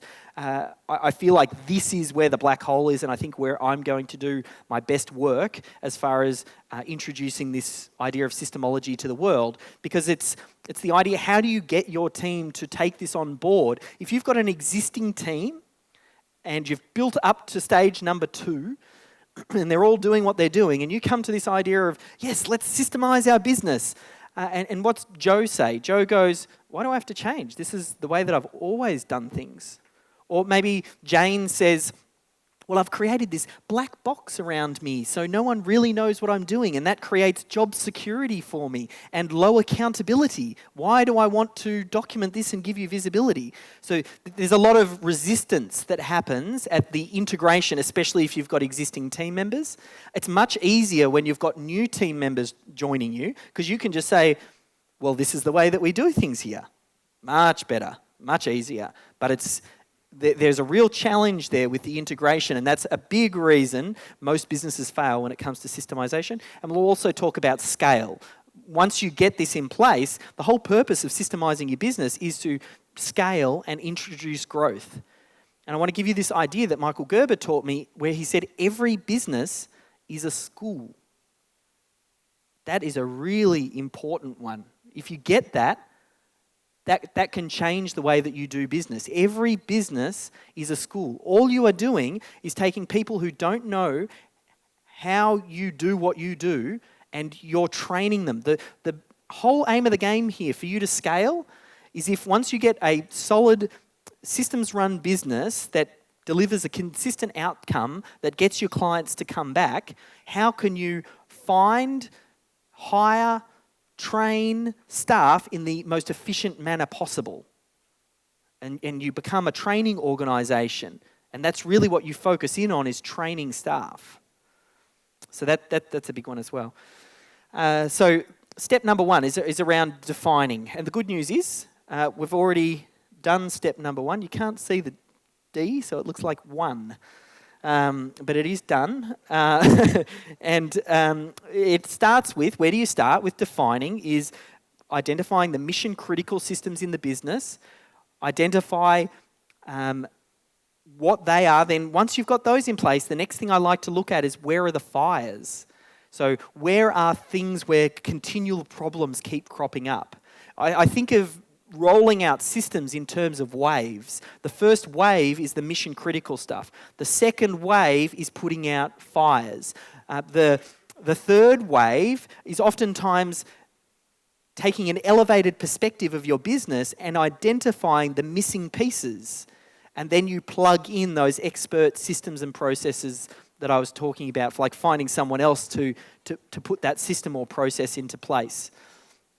So that first step, fortunately, we've gone through. So the next step we need to talk about is then allocation. So the way I like to explain this is through a little bit of a metaphor. If you imagine your business as the world, okay? And then if we think of your business as the world, then the countries become the departments within your business. So there are different departments. Generally speaking, you can say, sales and marketing. Some people split those two out, but every business usually has that component. Oftentimes there's the HR component, human resources. That's the hiring, recruitment, those sorts of things. Then you've got the financial side of things, which is the accounting, BAS and bookkeeping and invoicing and chasing money and paying wages. That's your financial side of things. And then you've got operations as well, and that's the actual doing of it. Now, every business is a little bit different. Some people will have other departments as well. They'll say, I want an administration department, or I want a tech department, or what you need to do is just think about your business in the metaphor of the globe. Think of the countries, and then start to think about your different departments that make up the business. Because this is where you can start to assign responsibility.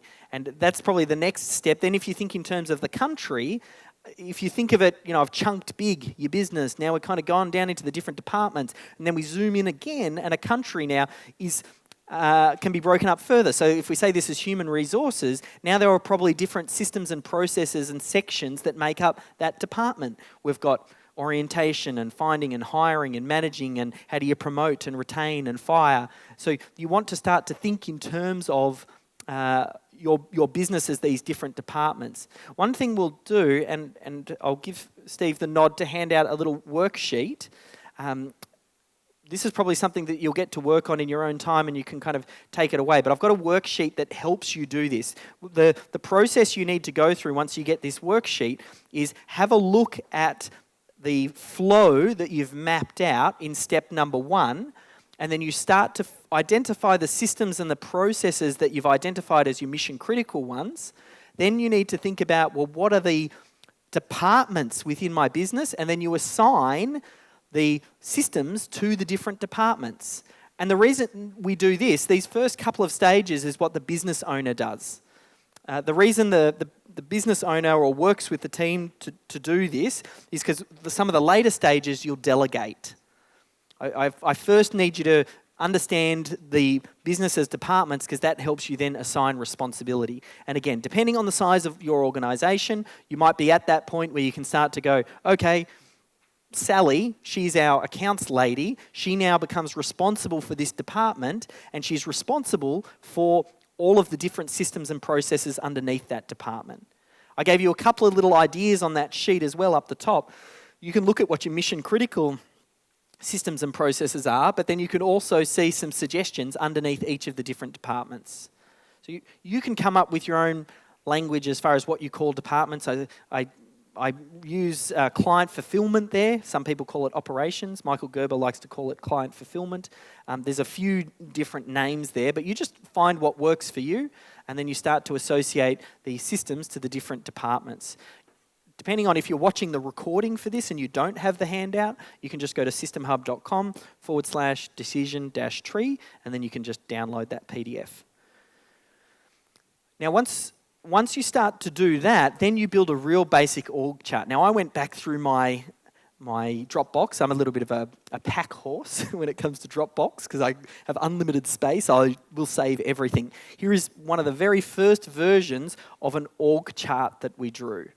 So we've got our CEO, and then we've got the different divisions within the business. I've put names in the different divisions, and then some of the divisions as well we've broken up further. So under operations, we deliver SEO, we do websites, we do video, and then there's team members underneath them. But we tried to start to get people responsible for different areas. So on that worksheet, what you want to do is then start to think about who is responsible for the different areas, because this is part of you delegating. Again, if the systems are left up to you, they're never going to get done. The whole purpose of what I'm taking you through here is so we can delegate as quickly as possible. You know it has to be done. Let's get it off your plate and get someone else working on it. And that's why as well, the idea of systems and processes is more relevant once you get to a certain size. Like I said, once you've started to get a team of 7 or more around you, then you've got team members that you can delegate to. If you're still in real startup mode, doing this, you're going to be you're going to be in all of the different roles within your business. And that's okay, but I would just keep your systems and your processes really light at that point in time. Like text documents, Google Docs, or Dropbox, bullet points, uber basic, no real detail. Just start to get the structure right. Think about the different departments. Think about the basic systems, but don't over-document. But depending on where you're at, like I said, the right message for the right time, if your business is at the right size and you go through this process, it'll be that game changer for you. The next thing we have to do after that is the extraction. So how then, now that we know who is going to actually capture these or who's responsible for them, how do we actually get it out of their head in the most efficient manner? And we talked about the system for creating systems, so make sure that you grab a copy of that template. I've got a real basic version of it just here.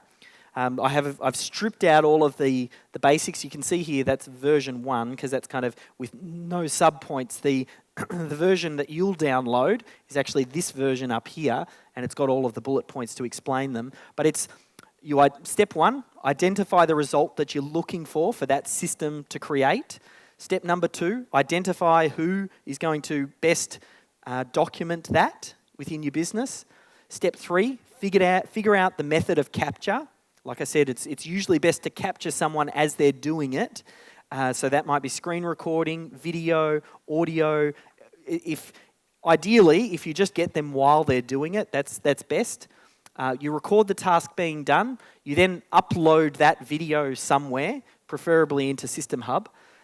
Then you use the system for creating systems. You delegate the documentation component to someone else. Your Philippines-based assistant, or if you've got an admin girl that's sitting up the front who doesn't have enough to fill her day, she could be perfect for that role.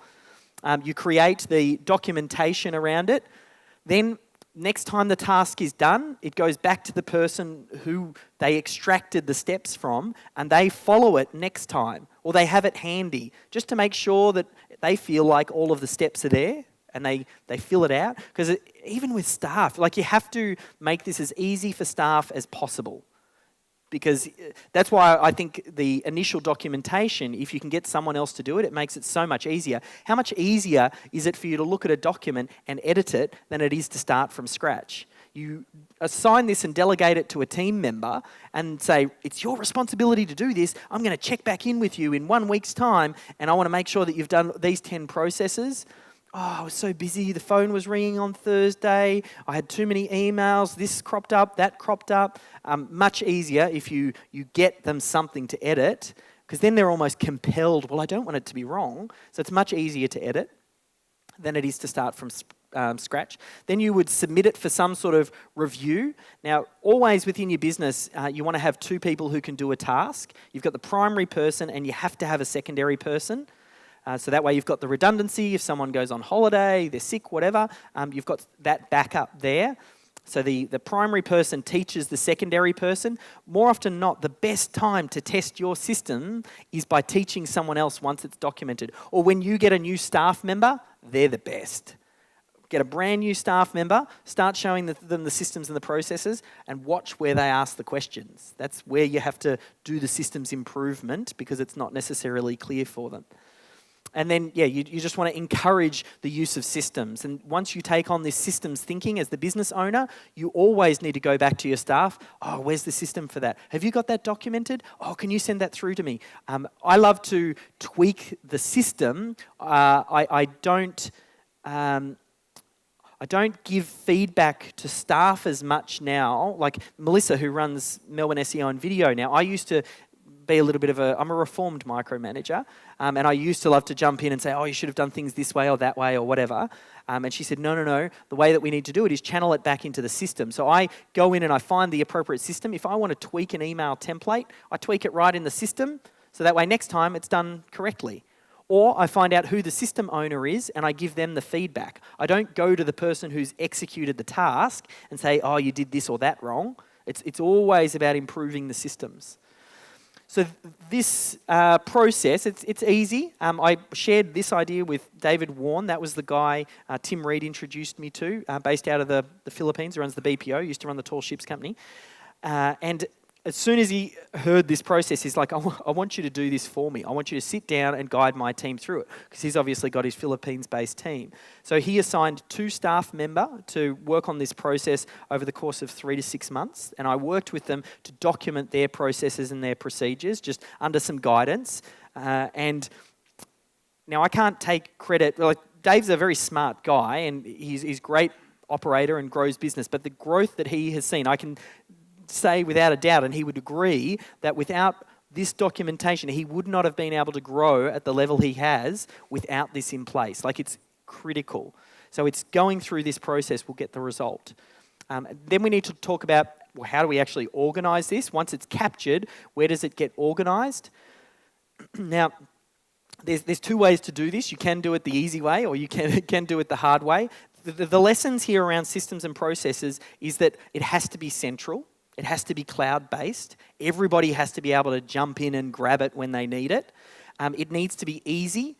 You don't want anything with feature bloat. You don't want anything that overcomplicates things. In fact, too many features is actually, it's the enemy of systemization. You also want to avoid mixing project management with project management with document management. Some people try and get their systems documentation software to also assign out who's doing what by when. So they'll have a system, and then they'll say, you should be doing this then. But oftentimes, if a tool tries to do both documentation management and project management at the same time, they actually do neither very well. You'll see the difference between a project management tool is like Asana, Basecamp, Trello, Teamwork PM. Like, there's tons of them. Podio, any of these names sound familiar? What do people use? What's the recommended? Teamwork? Like that. What is the purpose of Teamwork software? It is to identify who does what by when, so there's some accountability. Yes, you can use email to do that. It just does a really, really bad job of it. That's why people use project management tools. And it's the same with systems documentation tools. The system and documentation tool is about the how-to. How is it done? So in your teamwork, you might say, here are the 5 steps and here are the people that have to do it. And you assign it to them and have a due date. But if they don't know how to do it, you have to then link to some training that explains how to do that particular step. Project management tool is not the right place to store that. Documentation management is. We used to try and use Dropbox. I tried to use Google Sites. I tried different wiki programs. A lot of them had a lot of different problems. The biggest thing really, they weren't intuitive, and if there's friction in capturing systems, you lose. The team won't do it. You have to make it so simple that anybody can run with it. So we ended up, I was doing a little bit of work with gyms, the gyms group, And I asked them, what do you use for documentation management? They said, oh, we use Dropbox. And I said, oh, tell me a little bit about that. They are the poster child when it comes to systems and processes. I mean, they're a franchising company with so many different divisions, and they use Dropbox. I said, oh, the problems we have with Dropbox. We have our folder that is sunk across all of our different contractors or the franchisee holders. And we had this one time when someone accidentally uploaded inappropriate material into the Dropbox, and I think you can read between the lines as to what that inappropriate material might have been, and then it sunk across everybody's account. So everybody had it starting appear in their account. They had other situations where someone accidentally deleted a folder, and then it disappeared everywhere for everyone. So I found it, for me, that was like, well, we were having some similar problems, and we were seeing the same with Google Sites. So that's why we ended up developing our own software solution. That's what System Hub is. Took me 4 years to develop, spent a good few $100,000 on getting it developed. I'll show you briefly about it, but here's a nice little video that my video guy made. So this particular platform, and there's just a screenshot there. If we've got a little bit of time at the end, I'll kind of jump in, but that kind of gives you an idea. If you know how to use Windows, if you know how to use Finder, then you know how to use System Hub. It's folder-based structure. It's cloud-based, easy to use. You can get quite tight with your control around sharing and permissions. It's got the ability to print like a set of processes based on department. So let's say you've got a new marketing assistant they're starting, or maybe you've got a retail store and you need a manual for how you do operations at head office or answer the phone or whatever. You could print out manuals based on a department, or you can just run it straight from the cloud. And that's probably a little bit outside of the scope of what we'll go into now, but that's, the way that we've done it. I'm extremely proud of what we've done, and I think it's a little bit of a game changer. I will show you a little bit towards the end. We'll just kind of see if we've got a little bit of time. But I showed this guy here, Brian Keane, what we were doing. He runs a company called Franchise Simply. He helps businesses franchise, and as soon as he saw this, he said, every franchise needs this. I mean, that's at the heart of franchising. It is systems. That's effectively what you're selling when you're selling a franchise. So they've taken that on board, and then now we're working with some really interesting companies. Everything from a company that hires out mobile abseiling walls to yoga studios, to companies that help grind rock floors, to a cleaning company. Like, we've started to apply this into a whole bunch of different verticals and getting some really great results. So the purpose I say that is just, again, to squash that monster in your head that says, but I'm different. You know, I work online, I work offline, I work in Australia, I work in Africa. My job is too creative. My job is not creative enough. If you're looking for an excuse, you'll find them. Like, there's plenty of different excuses, but they are just excuses. You will have to cross this bridge at some point, fact, if you want to grow. So then we kind of we're into the final run now. We're around optimization. So the way to optimize, I mentioned this a little bit earlier, optimization will happen by default. So just by capturing the way that you're doing what you're doing will get the team to ask, is that the most efficient manner? Then beyond that, once you start to see business as a collection of systems, you can start to look at things from an elevated perspective. And you'll start to see, when you do the flow charting exercise, you'll start to see where you are deficient in your business. Because quite often, when a business owner starts a business, they're usually strong in a couple of different things. Maybe they're the technician, or maybe they're very good at marketing. Like, usually they are good at one or two things, but they often forget that business has all of these different divisions. Maybe their finance is shot. Maybe they're very bad with their HR, so they keep on having staffing issues. And it's because they're not seeing their business as a whole and recognizing the different departments. So once you flowchart out your entire business, and then you can start to see where you're missing things, then you can check, well, you can go to the Business Systems Summit and you identify where you're struggling, or you jump into the academy and you have a look at, well, what are some of the recordings from the past session? Okay, I'm having trouble with sales. Well, where can I go and find a system or a process on sales that we can document and then implement into the business? So that's, that elevated perspective. The other way that optimization happens, and these are just the first couple of levels, is through management or measurement. And measurement is about using the project management tool I was talking about. If you map out a process or a procedure, you assign it to a different person, then you use project management tool to make sure the tasks are getting done. Just by watching where things are breaking down, you can optimize that way.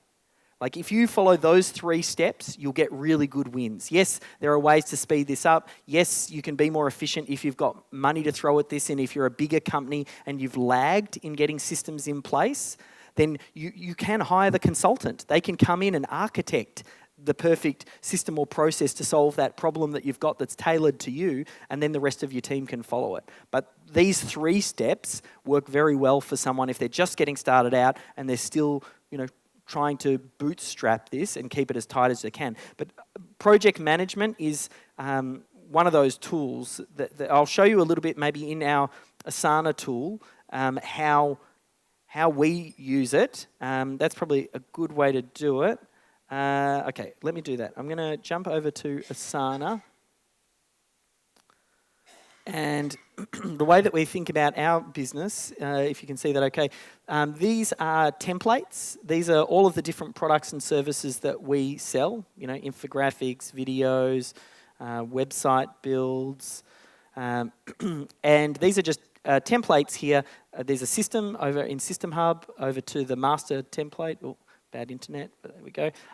We'll have a look at that system in a second. But there's the overall system that explains how this is done. Then underneath that, then we've got all of the main core steps in the process. So we could then, let's say, we would duplicate this. A client comes on board and says, I want to buy a website from you. So we would set up a project in Asana. We would duplicate this task or this set of tasks into their little project inside Asana. And then we'd have a project manager oversee this, and they would come in here and assign. They'd go, okay, well, number 1 is done by Melissa. Okay. And that is due on, next Wednesday. So then she would go through and then do that. And then it would be a case of going through all of the different steps. Now, underneath a lot of these steps, we have then the system or the process. If the person doesn't know how to do that step, then there is a well-documented system or process inside System Hub that shows how to do that task. Now, this is the overall one, so it's a little bit epic. But then we have supporting videos, and then there's email templates. So one of the first steps is we make a sale. The salesperson has to do a handover to the accounts person. And here's the email template that they would do for the handover. Great to chat with you earlier. I'm going to CC in blah, blah, blah from accounts. I need this information to get you invoiced. Here's the cost, and, here are the next steps. They would come in here, they'd copy that, go over to Gmail, customize that email, and then they'd send that off. So we have in here the whole process for the way that we deliver from the handover, and then what happens after that? Okay, the accounts team, what do we say? I've not created all of these systems, but I can read them. Okay, so then we need to prepare the initial invoice. Once the invoice has been created, then we create a new workspace in Asana. Then we need to duplicate the tasks in the workspace. That's what I was telling you. Okay, they set up a Dropbox folder. Accounts, they tick off that they've done the subtasks, and there's a mother thread that the project manager takes over. So it's just to give you a bit of an idea, and we've done this for all of our different products and services that we sell. Like if I go back to here, let's make sure I'm looking at the right one. No, might have drilled in. I've changed the wrong screen. Oh no, there we go. Melbourne. Okay, so this is This is a video package. So if someone buys a video package from us, again, an overall system that explains how it's done, the steps from discovery call. So if you imagine systemizing your business down to this level, this is how things get done to a certain standard without me involved now. Like we've got it to a point where we can sell things and I'll hop into Asana and I'll see projects over on the side here and I'll have no idea who some of these names are for the clients, like because I wasn't involved in the sale and then the delivery as well. So anyway.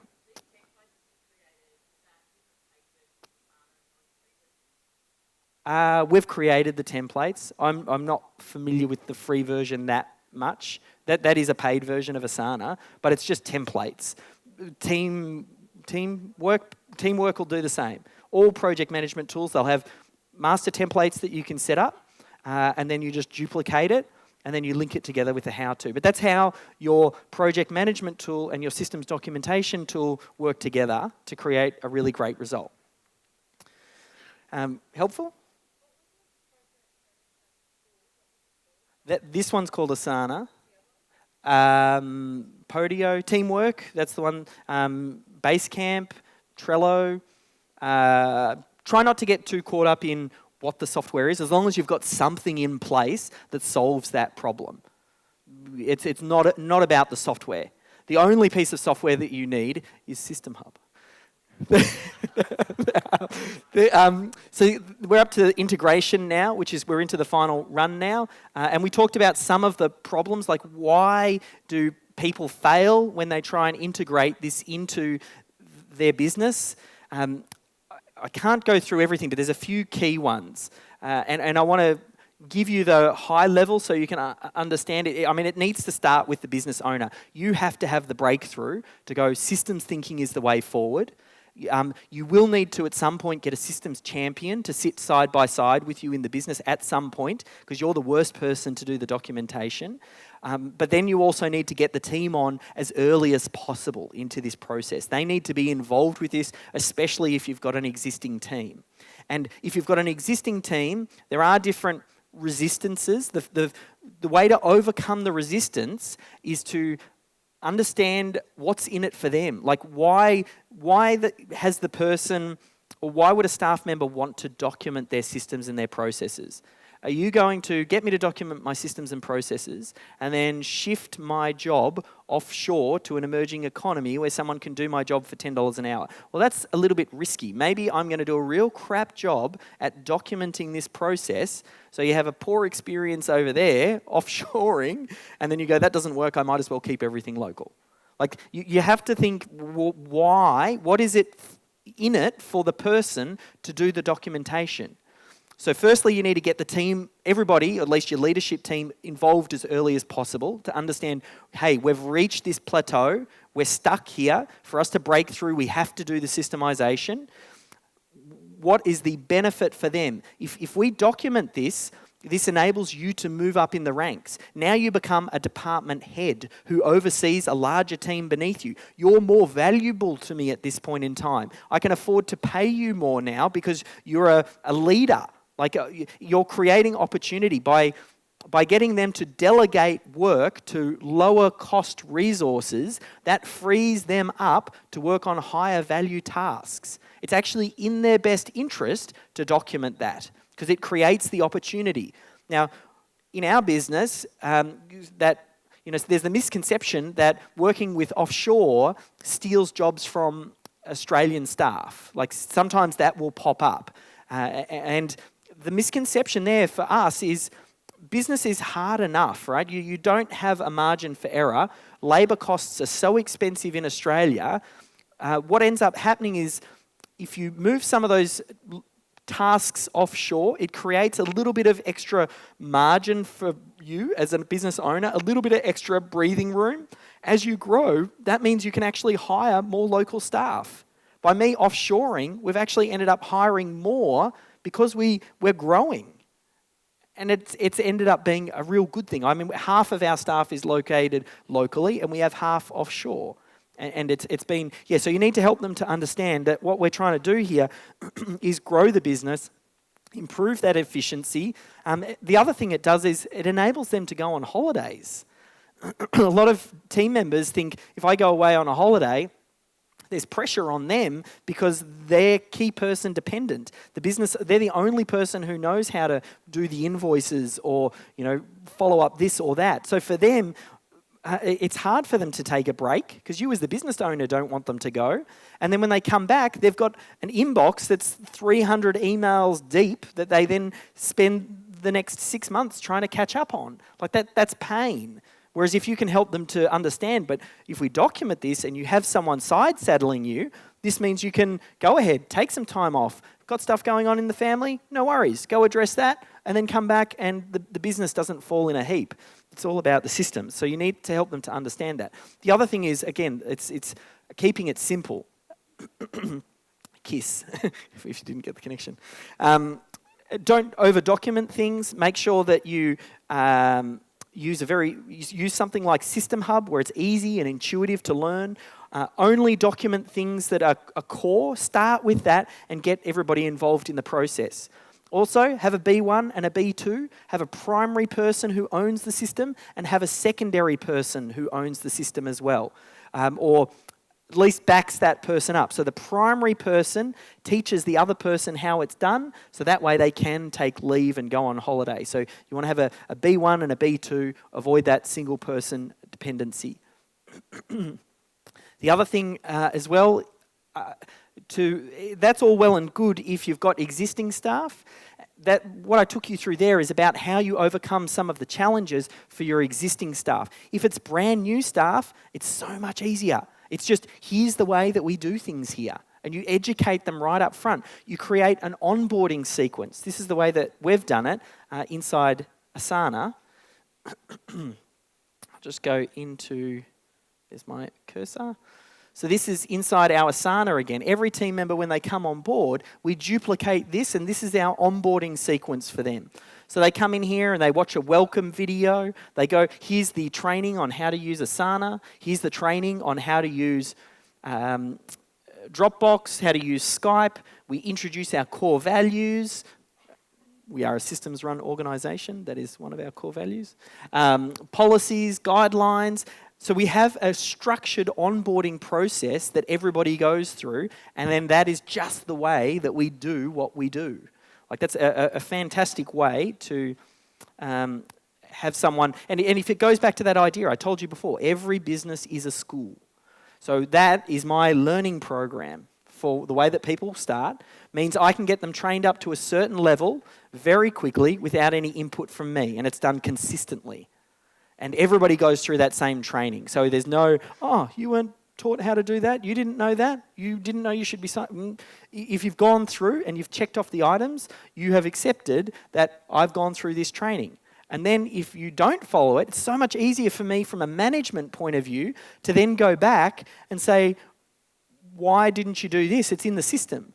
If it's not in the system and they didn't do something, then I just fix the system. So next time it doesn't happen again. So the best way to manage team members is by managing the system. Because if they haven't followed the system, well, that's a whole nother issue. The issue is that you haven't followed the process. But if they followed the process and then they made a mistake, that's okay. That's just learning. That's enabled us to tighten up and improve the system.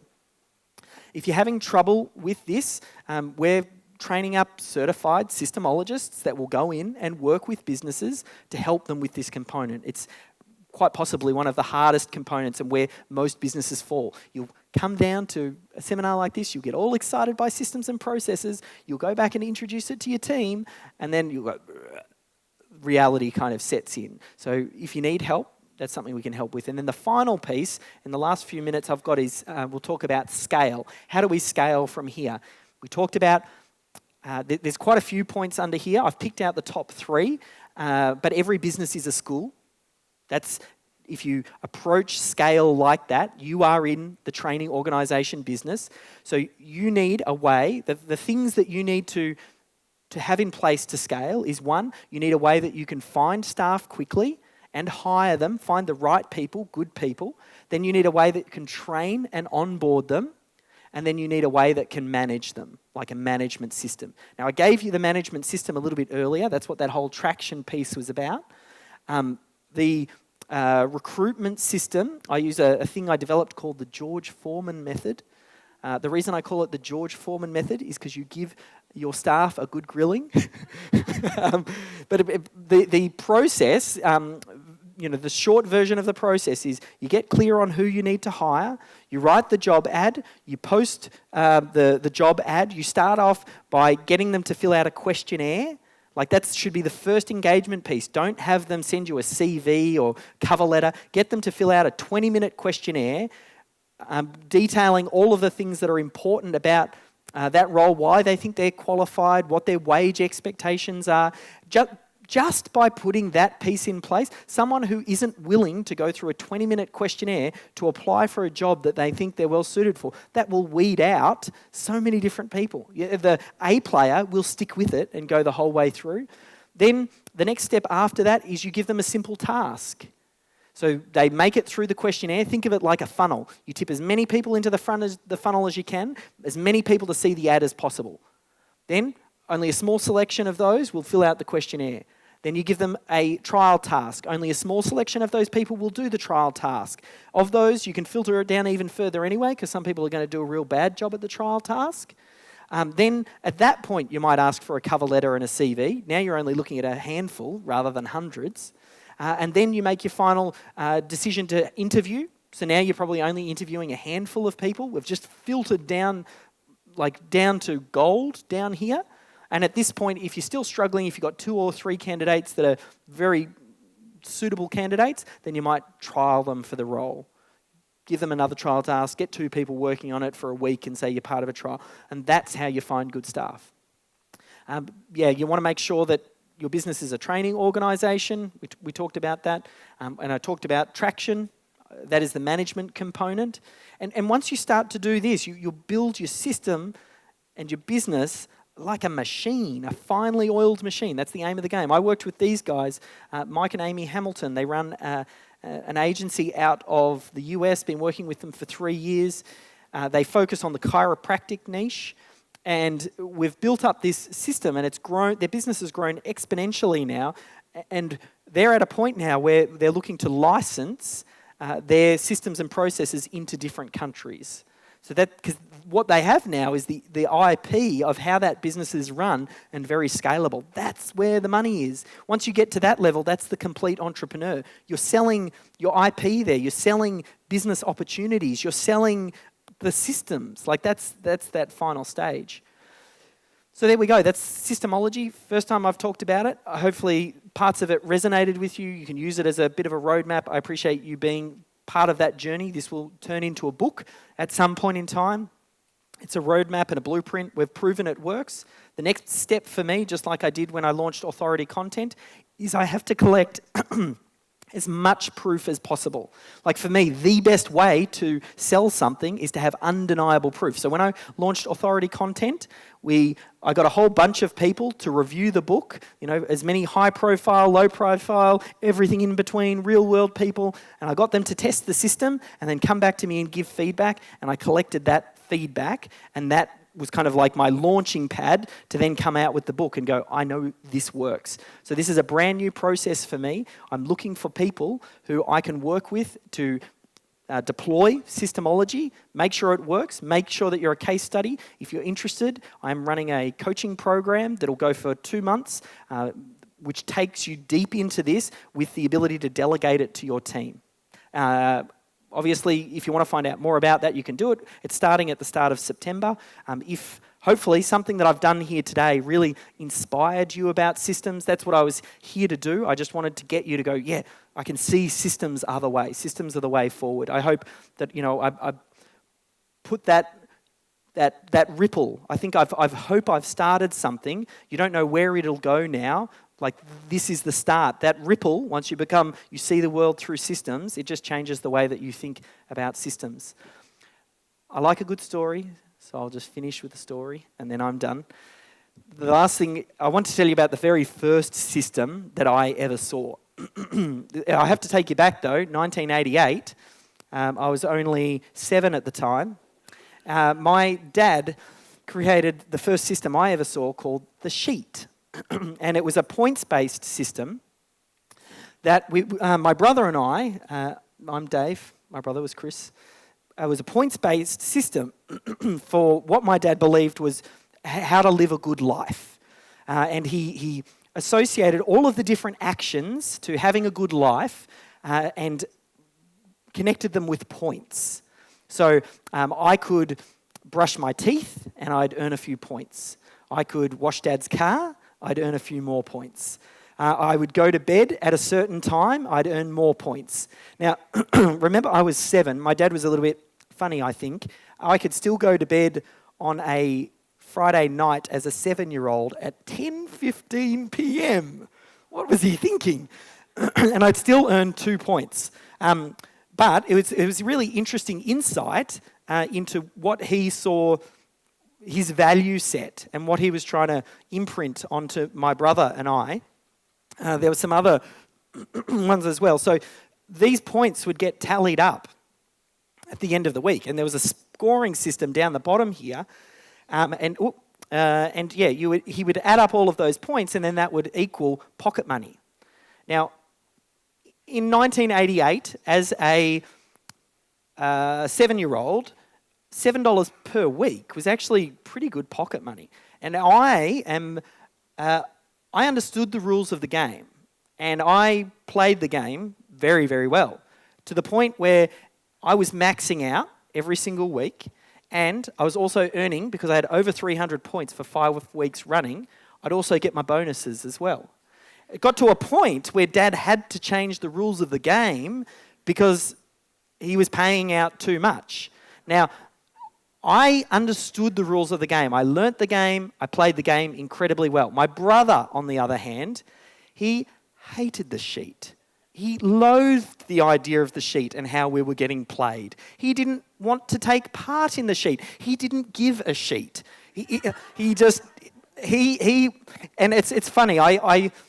I see this even in business. You can have a great system and a process, but the person has to get buy-in. You have to get buy-in from the team. They have to follow it. No matter how good your system is, you have to follow it to get the great result.